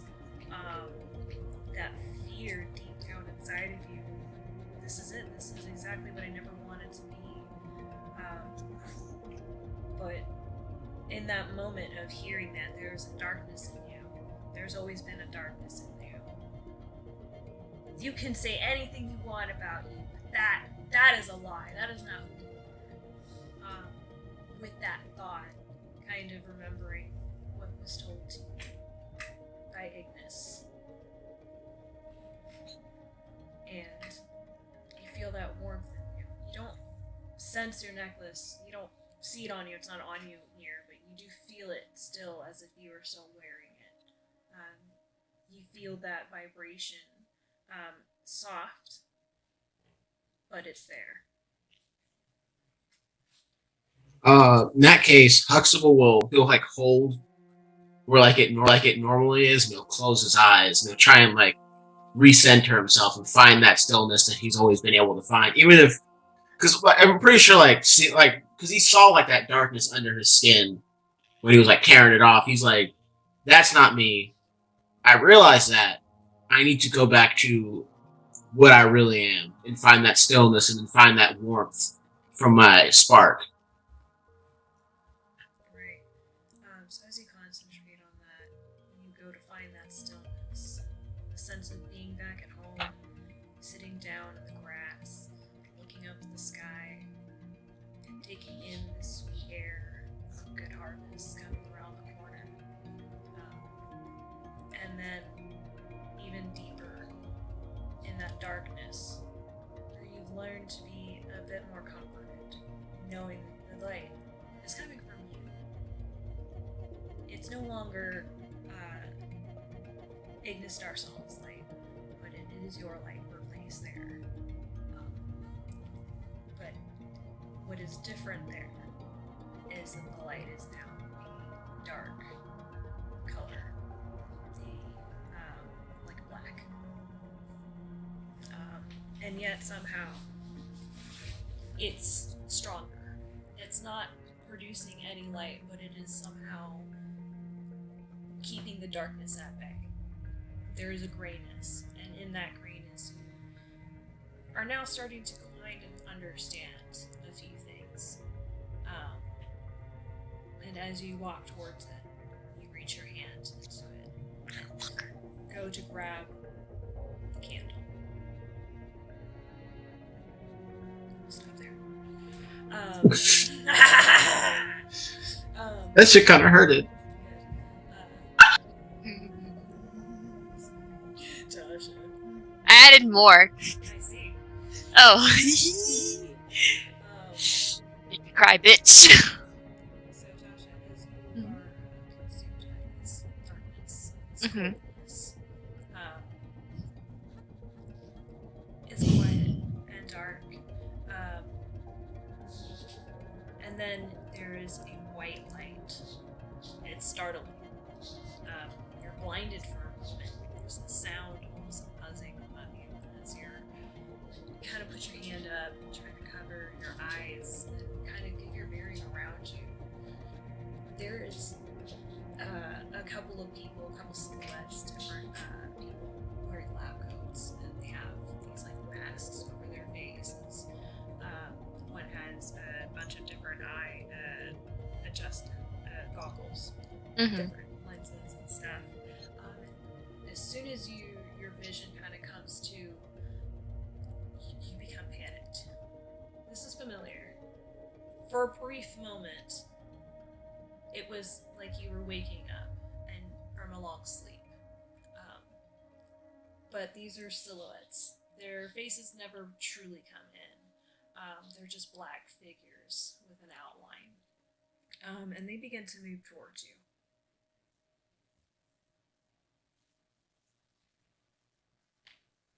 Am I like laying down like on a table? Yeah, you're laying down on a table. There is a light above you, like a circle light, and it has about a 10-foot. Am I like strapped You're down not or? strapped down. Okay, I'm gonna sit up and try to get away from that. So as you sit up, you notice that you are not in your Orin skin, but you are yourself. You are Nyx. And you kind of look down and you see scars on your arms, scars that you don't remember being there. But as you start to kind of like, where the hell did these come from? Go ahead and make a wisdom saving throw with disadvantage.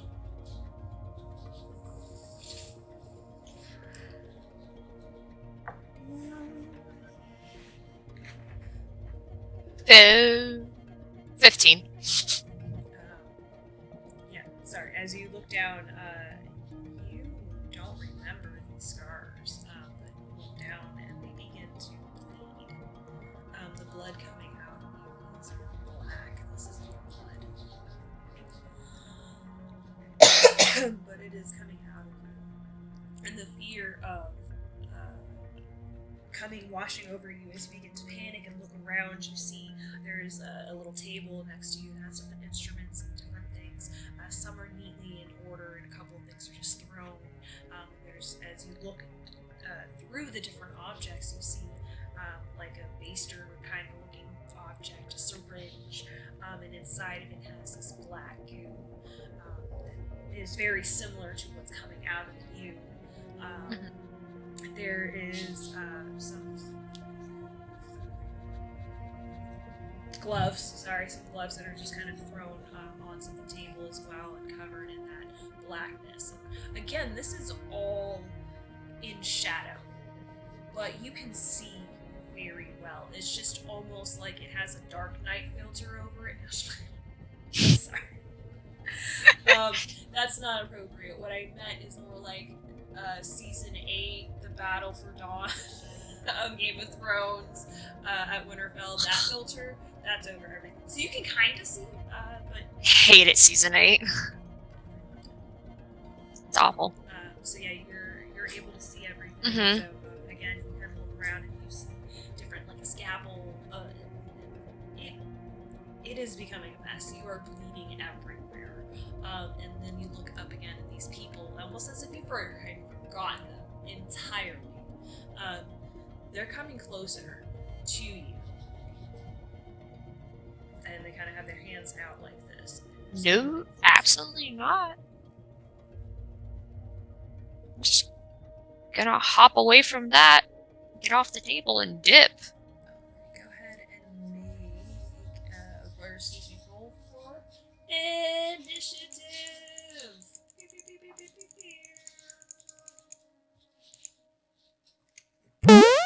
15. I'm not gonna go get that. Okay. 8. Go ahead. Well, they're just gonna kind of dug out away as they're trying to reach for them, trying to just get off the table. Oh yeah, so you Kinda push it. Yeah, you roll off the table. You're just quickly on your feet with your monk-like feet knees, and you kind of look both ways. And you're able to kind of slip your way through them and push past. And as you push past, you realize you're now in there's this small hall, and as you kind of run into the walls, the hall kind of stops. And you're just in nothingness.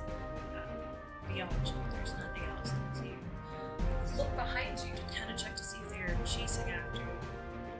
They're gone. They're just in the darkness. I feel like it'll take a moment to catch their breath. It's kind of what is going on? And go ahead and describe what your trinket is. And charm connection. I feel like they would have it as an earring. Kind of like a little dangle earring. Just Draw it probably later and put it on our Discord. And if you want to Yeah. check it out, go ahead and check out our Discord. Yeah. I will certainly do that. I feel it would be a kind of like a jade type of stone. Okay. Yeah. Cool. So yeah, you have that little stone that has your spark inside of it. And it does produce a warm, soft light in this darkness. And it starts to grow and grow and grow. And underneath you, familiar flooring pattern, marbled, with the obsidian gold. And as you look back up, you find yourself inside of the same corridor. It's you, much younger. This is right about the age where you finally were able to fully manifest and control your power, your ability, and fully embrace Orin.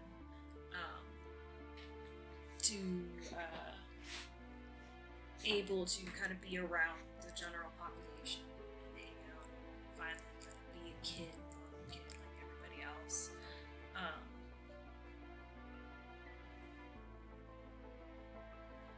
And everything around you, again, it's in that same kind of, the scenery around you is normal, but around the people are all kind of shadowy figures. And it's like as you're walking around, you look down kind of in your kid body, and then you realize you're exposed. Oh. And the voices around you, as you were kind of trying to tune into what people are saying, damn that fucking tinnitus.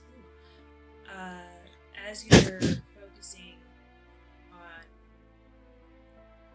what they are trying to say, you can't really understand anything. It's almost like in a dream where it kind of makes sense, but then when you're really trying to focus in on it, you can't really make any sense of it. But in the dream, you're like, oh, they're just talking about something, and you kind of write it off. But in the back of your mind, you're like, no, wait, that's kind of gibberish. And as you, kind of think upon it, as you're walking down the halls, you realize you are exposed. You are in your Nyx, and Suddenly, as you realize it, the room is quiet. And as you look up, everybody's looking at you.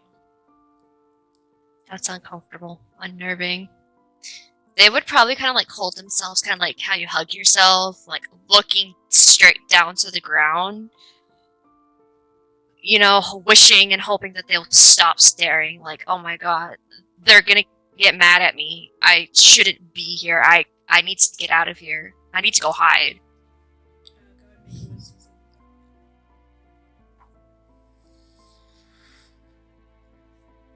18. The feeling kind of comes over you of the fear, the straight fear of being told constantly over and over again. Listen, you gotta stay away from windows, you gotta be careful, you gotta be mindful, always double check in a mirror to make sure you look like you're supposed to look like. Everything. It just kind of comes to a shattering stop. All those years, all that time, all that work, and you were exposed. And you get that sensation of, I gotta go, I gotta be away from here. And it's almost like all of this happens in a pure moment as someone starts screaming, "Monster!" Ah! And everyone starts screaming and running. Some people are hiding, and you were able to overcome that fear, the fight or flight, and instead of just kind of shutting down, you're able to run. And as you begin to run away, you run down kind of a corridor, and again, in a moment, the corridor becomes nothingness and blackness.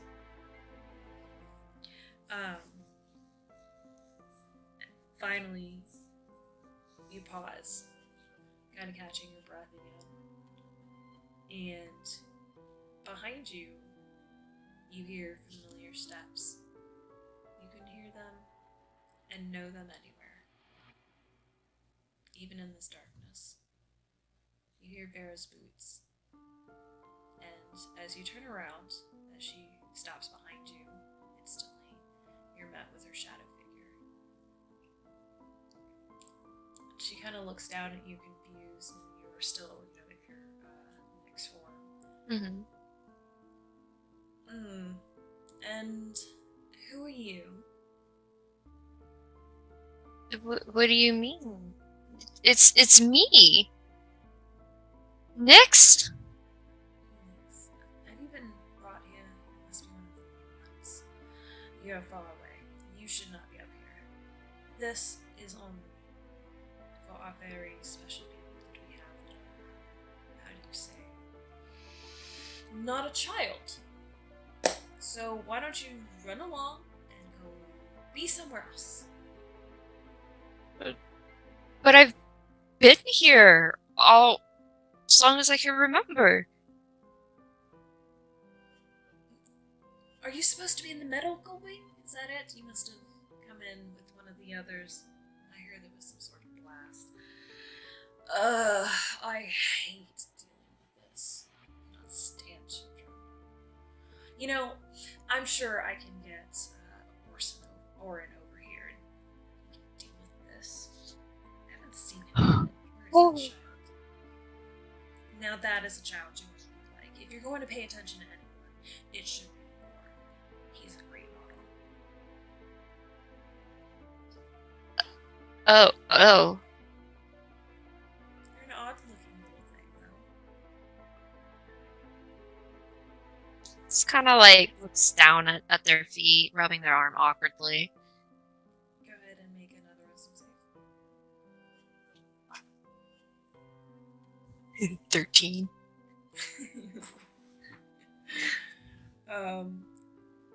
Yeah, that feeling, that hurt. That's a low blow. There's definitely, feels a little colder. That warmth from your light kind of shied away as you begin to walk down. And the entire walk, Vera is just going on and on about Orin. And how different the two of you are in every way. Just basically everything that Orin is that you are not, and kind of pointing out at those flaws. Oof. I'm Oof. gonna get back to you. So yeah, in the meantime, you were walking down this hallway, just being told that, yeah, you're too short, your hair is weird, where'd you get this shirt? Orin would never dress like that.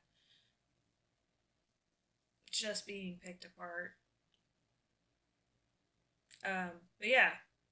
So, who else can I abuse today? Boop.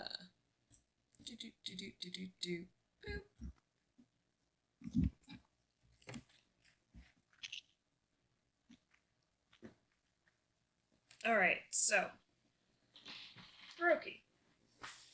The darkness comes upon you, swallowing you up, and you welcome it willingly. And as your eyesight comes into view, you begin to get your sense of smell first. The warm smell of powder, different chemicals that you use. You're very familiar with this. This is your study back at home. Not in Archlight Prime, but back at home did I give you the name of the town? You actually did not. Okay, my bad. I wrote it down and I don't remember. No, really, where did I write this down? It's all sticky notes.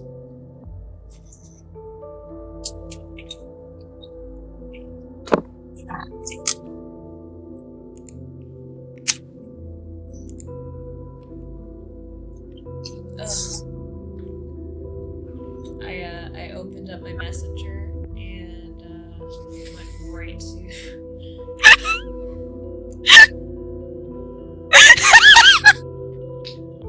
You're welcome. Thanks. You love us. Lord. So it is. I'm gonna put it in here. There we go. Oh, sad.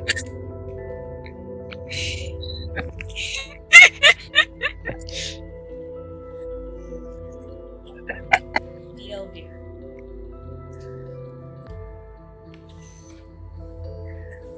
Writing that. So you are back at home and you have just like kind of comes in, and for a minute it's just like for a moment you have that brief comfort of being at home, but as your vision kind of comes to view, you look up, your flag is scattered. Everything looks kind of messy. And you kind of hear banging coming behind you. Closed off section. It's kind of like a closet and like a storage bin, storage kind of closet. So it's like a 5 kind of. But you hear something as you shake off the dizziness and the weariness and you look over, you see that it's barricaded.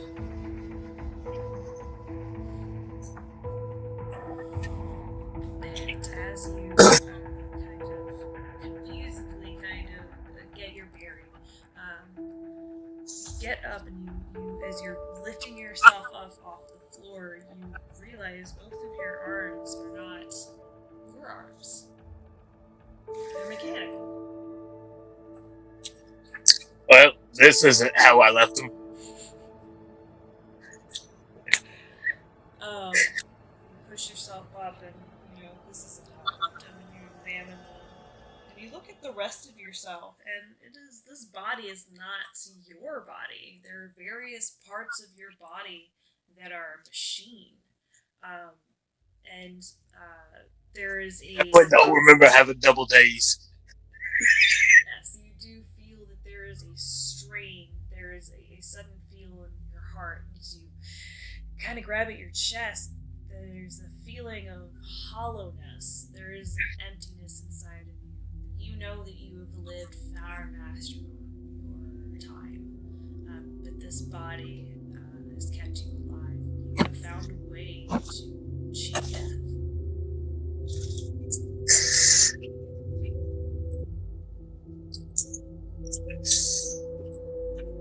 And again, you hear that banging on the door. Let me out! Let me out! You just hear banging, constant banging, and it's getting harder as you can definitely tell someone is throwing themselves against this. You're not really sure how long this is going to be able to hold. And as you get that thought in your head, boom, it breaks through. You have one reaction beforehand. Roll for initiative. Alright, I am going to cast Roots from the Egar room. Go ahead and read that. Alright, so 15-foot radius. I'm assuming I'm within 15 foot of this, right? Yes. Right, it's a 15-foot radius centered on self. The target needs to make a strength save. They are restrained for 1 minute. They get a save at each of the end of their turns for the duration. So it's a check or save? It is a strength saving throw. They must beat and 16. They do not.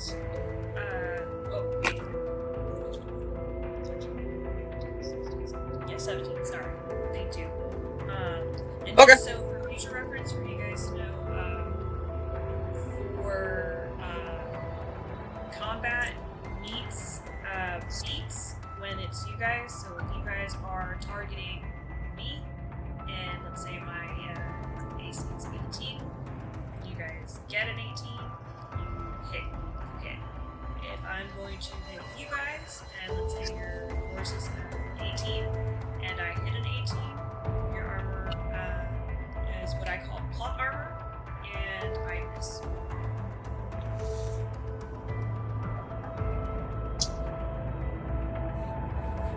You're welcome. I am a merciful god, but I am a god. Don't forget. What is a god to a non-believer? Still a god, bitch! Is it though? Is it? Yes. That's what I thought, short stack. Oh! Alright, I've I met see. Cat in person. We have talked shit to each other immensely. That is the least of what I have said to her. You know what, Kat? I got you. We're gonna have to, Tower of Power it. Listen, I have runes I can Kurt Cobain myself with. Don't play with me. Sir! Why aren't you gonna bring him Trying here? to have a good time. Wait! Lives. God damn! Wow. Threaten me, I threaten myself. But yeah. So yeah, you cast the rune, and go ahead and tell me how describe your magic. How do you So basically the way I have these runes made is instead of a typical, like, alright, I've got a rock with this carved into it, I have them trimmed down into 1/4 inch thick, almost like playing cards. I draw the card, and it is the rune that I want it to be. And basically, I just choose from that rune the effect that I want it to do. Rune keepers are weird, whereas instead of like a sorcerer or a wizard or any other type of spellcaster where they just pull from a list of prepared spells, I have runes.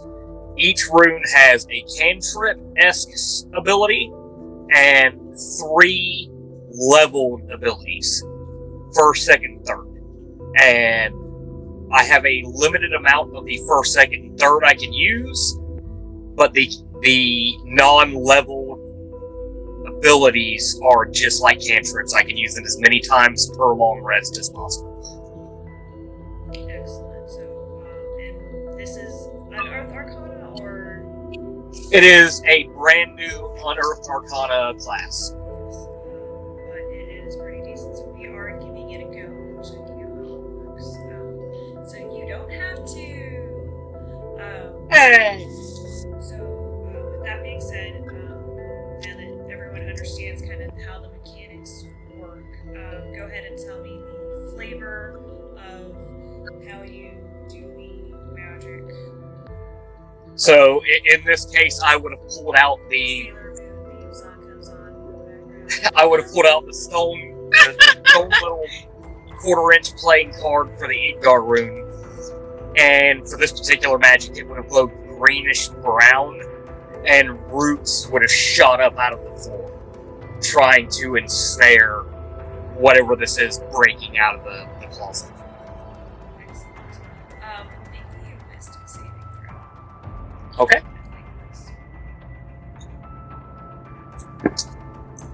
That is going to be a 23. Modified 20? Modified 23, yes. So as this kind of pushes out, as this person comes out and door, hold on, I just got So the figure kind of comes and busts through the door, just kind of obliterating it as it comes through, and it is a monstrosity figure. This person's face is just barely hanging on, drooping on this side completely as if it's been melted, and the eye is just barely hanging on there on a thread. This is a half orc as well. Bring the village, and so their like teeth are kind of been pulled out. Their teeth, their tusks have been removed out of their mouth. Oh. And they kind of have a slit here where, normally where they would sit. And their face, they're marred, very scarred up. Their shoulder is irregular, and this body just is very crumpled. But they are moving quickly towards you, and as they do, they kind of fall down to the ground, and they just begin to, on all fours, kind of come at you. And this is just Oh my god! Runs towards you, and in that brief moment, you're just like, "Good God!" But you kind of come to your senses and quickly summon your magic, and as these vines kind of come up and erupt through the ground and kind of wrap through around this creature. It is a blazing light, kind of outlining it, but it is like shining, and it is the roots are like all black, but there is a, like, instead of like a silver lining, it's a golden light blazing with your energy, your light. And go ahead, describe to us what your charm is. My charm, the charm for Throki would be a stone signet ring that he has carved for himself, because he's growing up and learning the runic magic that he's learned. He's also heard about the nobility in the more civilized areas of the world, and he kind of had this idea that maybe one day, if he worked hard enough and he helped the world enough, he would attain this kind of nobility and have one of these signet rings and mean something to the world, instead of just being this half-orc from a backwater town where all he's doing is learning the local trade of, oh, the shamans know this kind of magic, they'll teach you this kind of magic if you have the skill for it, and that's your life. And so he has carved himself this very ornate signet ring made out of.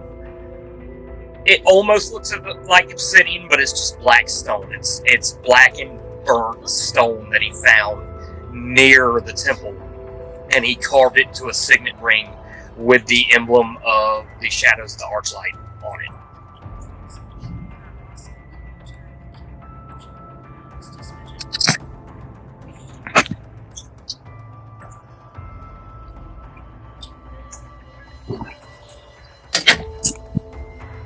Oh, there it is. Perfect. Yeah. Okay, so you have your stone. You two feel good connection from it. And as you have this grasp around it, it just kind of this weird, turn into a gash that turns into shadows in this distance. As you're kind of, there's nothing there, it's kind of go down into the ground. Go down the whistle.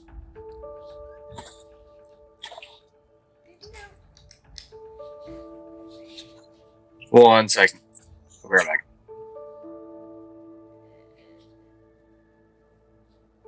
Okay. So we will stop here with him. So Tony. Yeah. Reaching out for the lights. As you grab that light, everything goes bright. But then suddenly it's night. But yeah, you reach out and you grab it, and suddenly you are in a field. It's warm. It's dark. It's like being in a field of a new moon. So there's no moon. You have the stars over you, and right before you is a tree, and not behind, but in front of that tree is standing a figure in a cloak. I guess I'll approach the figure. And as you are coming closer to take those few steps and feet away, you hear in your mind, "Stop there. And let I'll me stop. look upon you.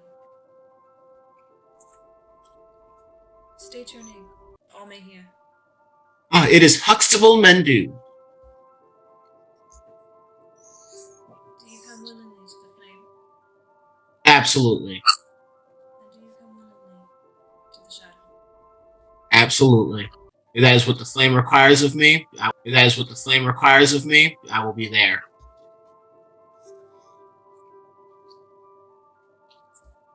Then step into the tree and leave the rest of your life behind. I'll go walk into the tree. You said step into the tree? And step into the tree. Okay. Pause. Tasha. You threw Cat off! You got it, was it? DM EXE cannot be found. You have a loading screen now. Tasha, yeah, you're taking the long walk of shame. Yep. Go ahead and make Sure. that last wisdom save. Oof. Stop being a bitch. Thank you. I needed that. You're welcome. Because that is a 20. Placid? A natural. I don't know. There's so many terms for it. I had a 17 plus 3. Boom, 20. I like to say flaccid 20 because it makes people uncomfortable. Flaccid? I'm going to start saying that now. Exactly. Beth is gonna love you if you say that. I sit next to Beth. Yes. Just look her dead in the eye the next time you get a natural 20 and just be like, flaccid. I will, if I remember. Yes. Cat, I feel like you're lying right now. What? Were you just nodding your head yes vehemently? No, I was petting my dog because she's sleeping and she will start barking in her sleep and then eventually kick something over. I don't think Beth would appreciate that.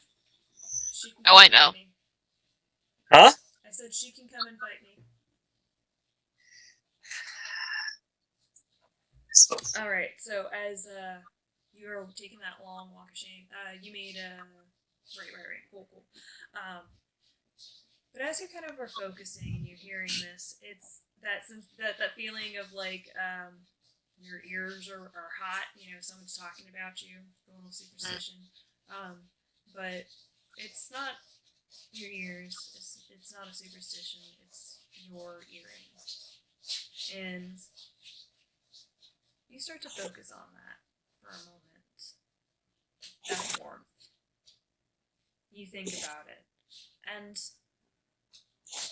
you hear the words of Ignis Starsong, reminding you that Orin is Orin, but you are Nyx. Underneath is you. And as you were hearing these things about how great Orin is, it's like you were hearing them with new ears.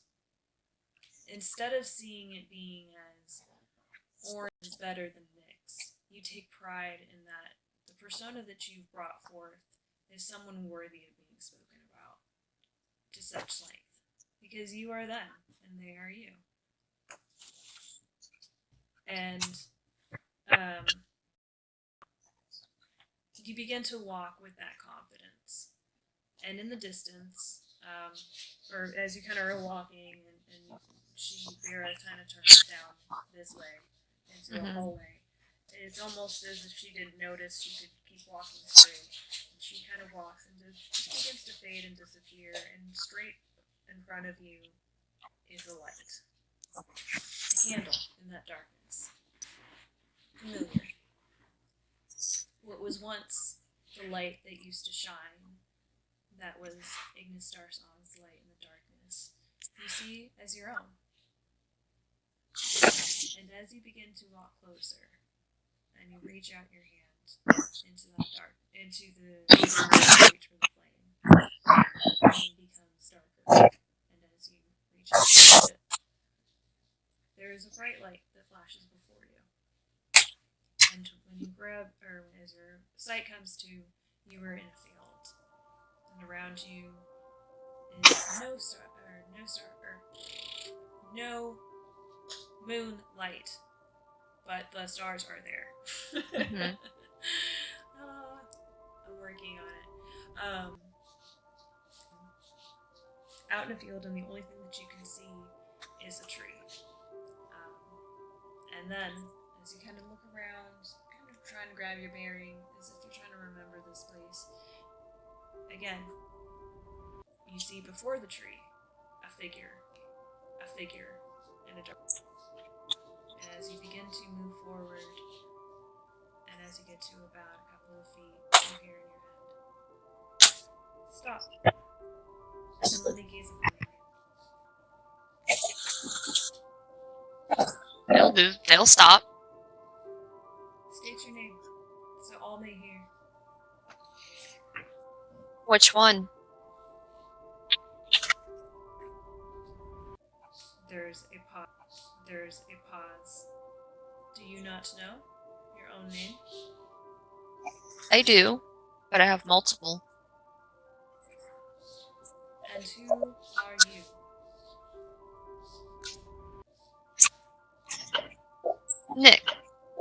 Nyx. And Orin. There's a pause.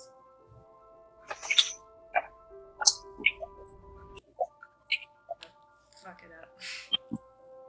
You're good. Don't you just love it when Cat disappears? It's just the fires like on the elbow. Yeah.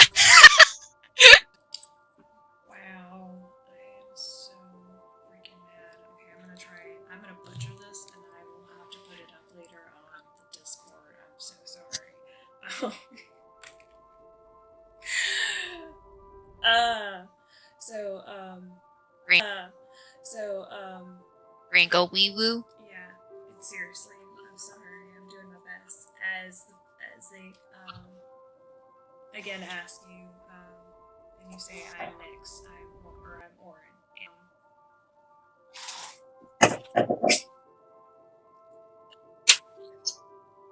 who you were in the past, and who you are now, and who you will be. Of all of these things, which one is the one that will be sung out in eternity?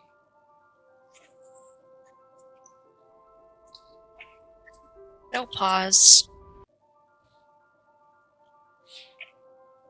Nyx. Then enter Nyx, and forgo the chains of your past. And then They'll you do step that. aside and kind of motion you towards the tree. Mhm. And you take a step inside. To the tree. Throki. I had just made the shadow entity that came out of the closet dissipate. Coming out of the closet. Right. And you were and then okay, cool. Right.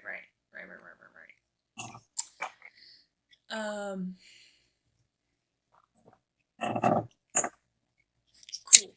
Yeah, so you kind of have that surge of power, and kind of return back into you, and you realize you don't remember making something like that. That wasn't something that you created. There was no way you could have created that. It's not something I would create even if I had the ability. Exactly. And you kind of awkwardly try to think on it, but you're not remembering anything. It's like there is a block, and you kind of think, I have my notes. I would have to have written something down. As you kind of stumble over and look through the mess of notes, you start kind of trying to read. You realize you cannot read anything.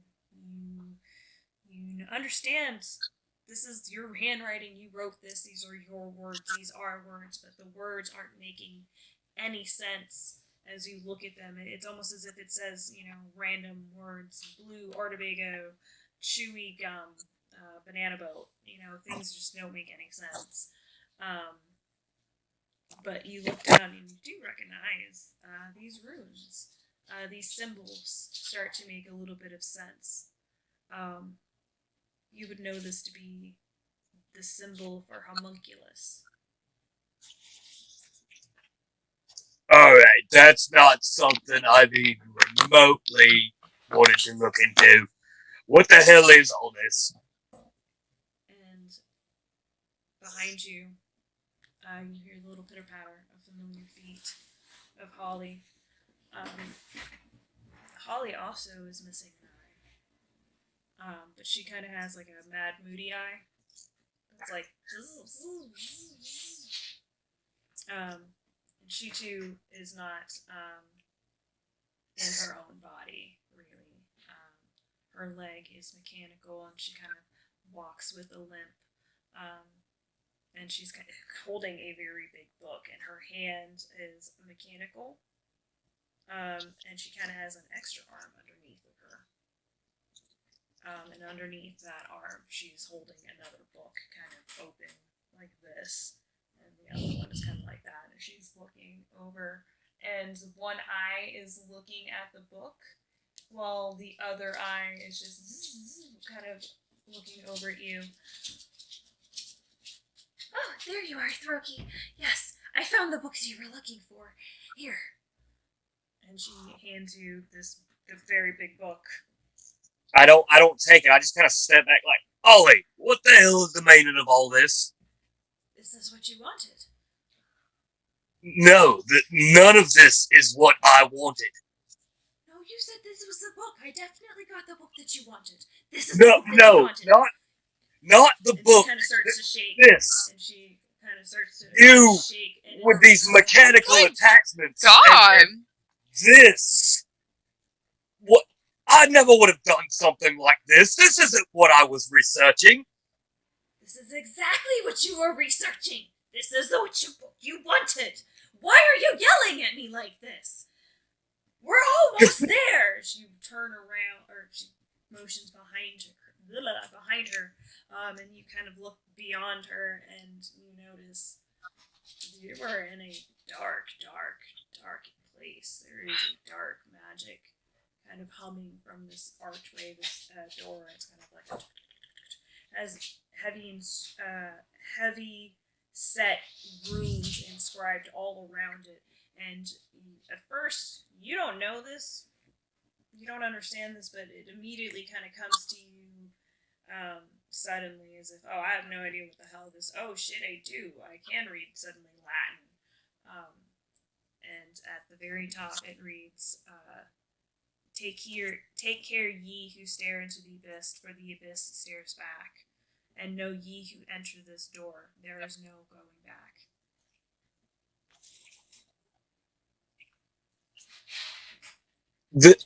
Why would I ever have wanted any of this? This is not what I was working towards. Huh? Make a wisdom save. Okay.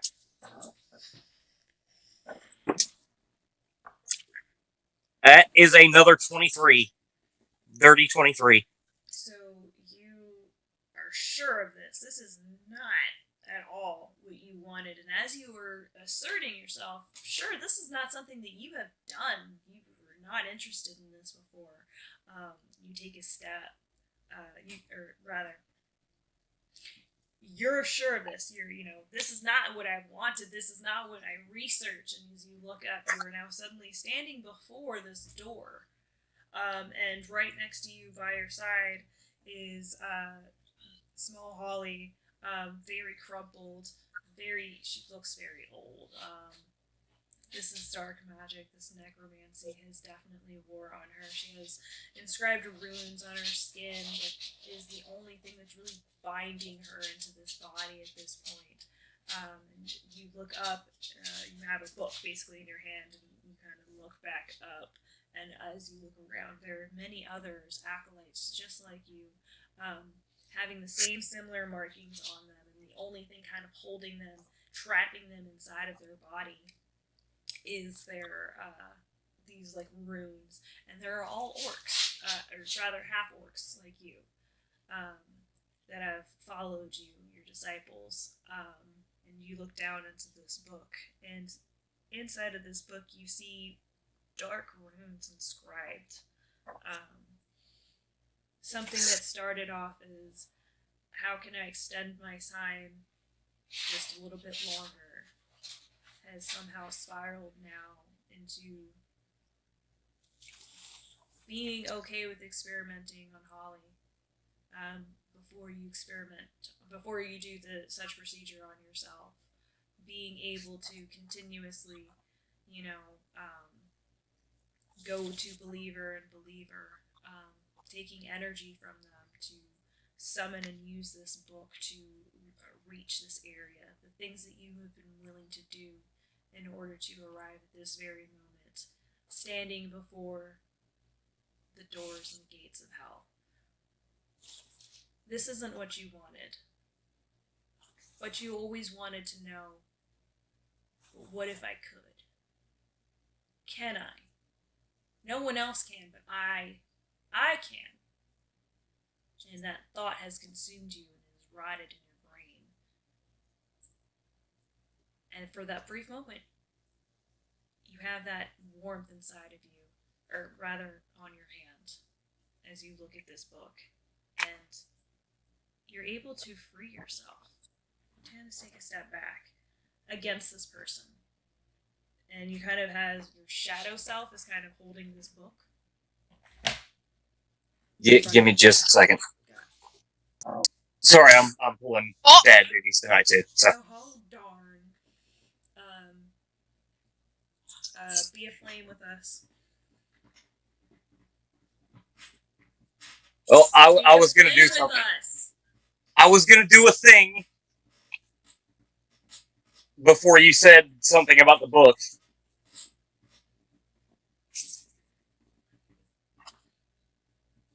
Yay! Everyone gets a D6 inspiration. Let's go. Hey! Alright, so the way that inspiration points work at my table is you can use that for whatever you want to use it for. You cannot have more than 5 at a time. If you want to use it as extra damage, the only time I will let you use it as extra damage is, okay, I will send this to you over Discord because this is one of the house rules I forgot to send over. But you can use, you can have up to 5. You can cash in the 5 for a reroll if you would like to, or you could use that whole 5 for like towards damage. So if you want to be like, this is kind of like your crit, so you would use that as a crit, or you can use it as I want to roll all of these d6s at once and add that damage. Or if you have 3 at the time, you can add that to your damage. But I would, if I were you, I would use it for a crit rather than the. I mean, I don't know what your guys' weapons are, so it might work better. I don't know. My fist. I knew that. But yeah. So yeah, you can collect them all. You can cash them all in. You can cash them in whatever you want. But only 5 equal a reroll or a crit. So you can cash them in for a reroll or a quit. Crit, not quit. I'll kill you whenever if you ask me to, nicely. Yeah, so everyone has one. Sorry, I got very off track. What were we doing? I was Right. apparently. Yes. The book. Right. So yeah, you kind of have a moment and you step outside yourself. This is not you anymore. You kind of are a hollow shell, and there's like another shadowy version of yourself, but it's your light that is kind of around it. And as you take a step and you look right into your self that's kind of frozen into place, you realize you'd never do this, even if you knew that you could. There's no way. And if you knew how, you would quickly figure out the best way to either keep it safe, and if you couldn't, you'd destroy it. There are some things in the world that do not need to be brought here. These are the kinds of things that you swore to protect the world from. And in a moment where you feel like you had to put your money where your mouth is, you would not be standing in that position of holding the book, but rather opposing of it. And sure enough, you're able to see through the figure of yourself, and in the distance, kind of translucently through their body. When you're looking through them, it's kind of like when you're looking through like a mirage, so kind of heat waves, kind of. So you're able to see around them a candle in the darkness. And you confidently walk through them, and they turn into ash as you take your steps forward confidently and towards that, towards the light, towards the candle. The candle becomes darker and turns into a black flame. And you take that step forward, reaching out, grabbing the candle. And as you reach, clutching the flame, there's bright light that comes over you. And as your eyes adjust, you're in a field. As far as the eye can see is wonderful grass, tall grass. And there's no light other than the stars that are above you. And the light that is coming from within you, your Orin. You see a tree that wasn't there momentarily ago. And again, you kind of look like, where did I just miss that? Is there a forest? Is there, you look back, and there's a figure, hooded, standing with her arm out, beckoning you over. Away from the tree? Towards them, towards the tree. Okay. I'm gonna step towards him. And as you take those steps, making your way over, and just before you get to them. Stop. Speak your name so all of them may hear. Throki Wisetooth. And have you found what you were looking for? Well, I found what I'm not looking for.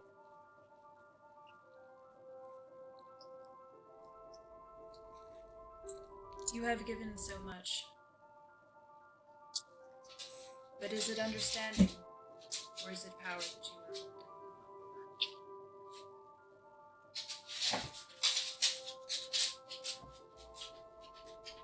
I'd say it be understanding, but with knowledge comes power. What really matters is those who use that knowledge and for what reason. You can have power without being a vile creature. Knowledge and still be a vile individual.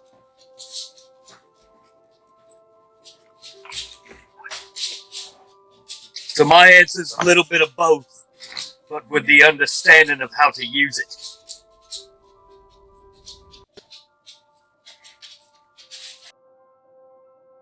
Really cool, go in the tree.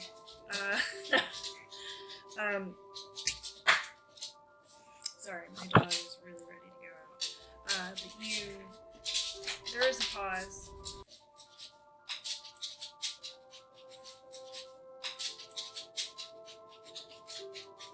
You have sacrificed your eye, part of who you are, for understanding and knowledge. What more else are you willing to sacrifice?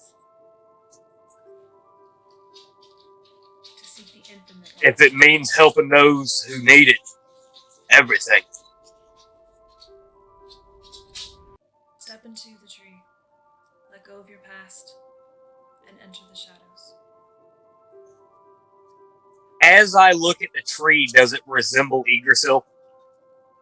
Very much so. It's not exactly the Yggdrasil that you would imagined and seen in books or have heard been described. But this is definitely, man, words are not my friend right now. It is not your Yggdrasil, but it is like a Yggdrasil. It works similarly. It is a world tree of sorts.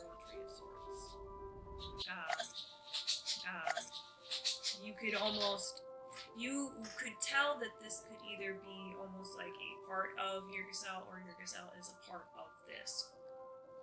There could be something now that is greater than either of them. That could be net connected. You know, it did not occur to you that there could be another world tree.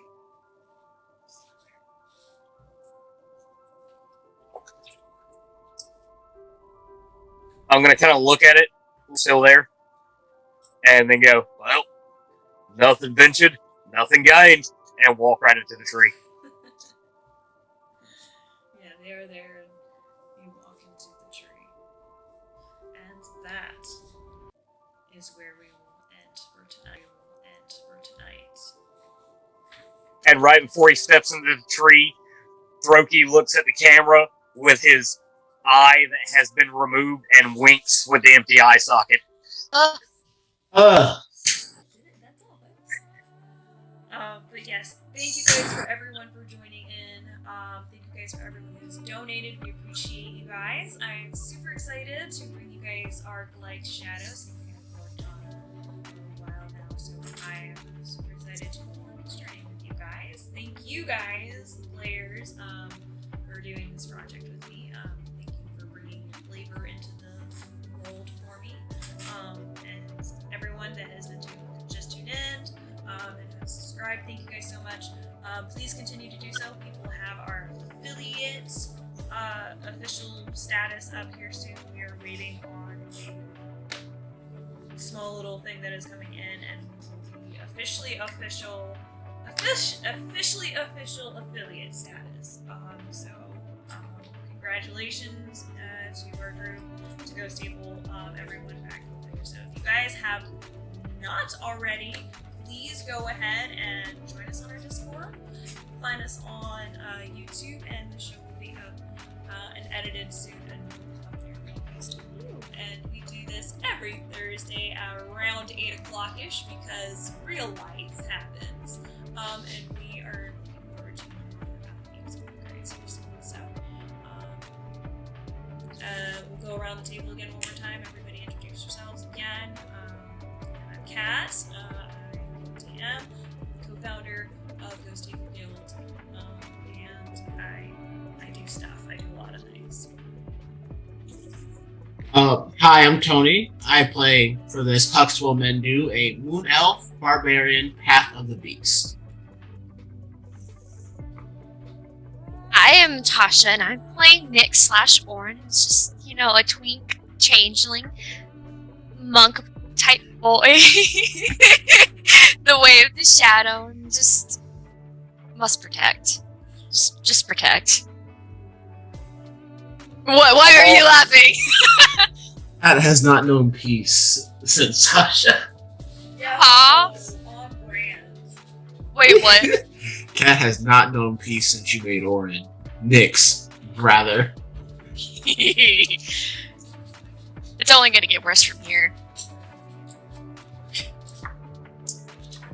Hi, I'm Austin. I play Throki Wisetooth, half-orc Roomkeeper, which is a brand new class from Unearthed Arcana, and we are going to be all learning this together.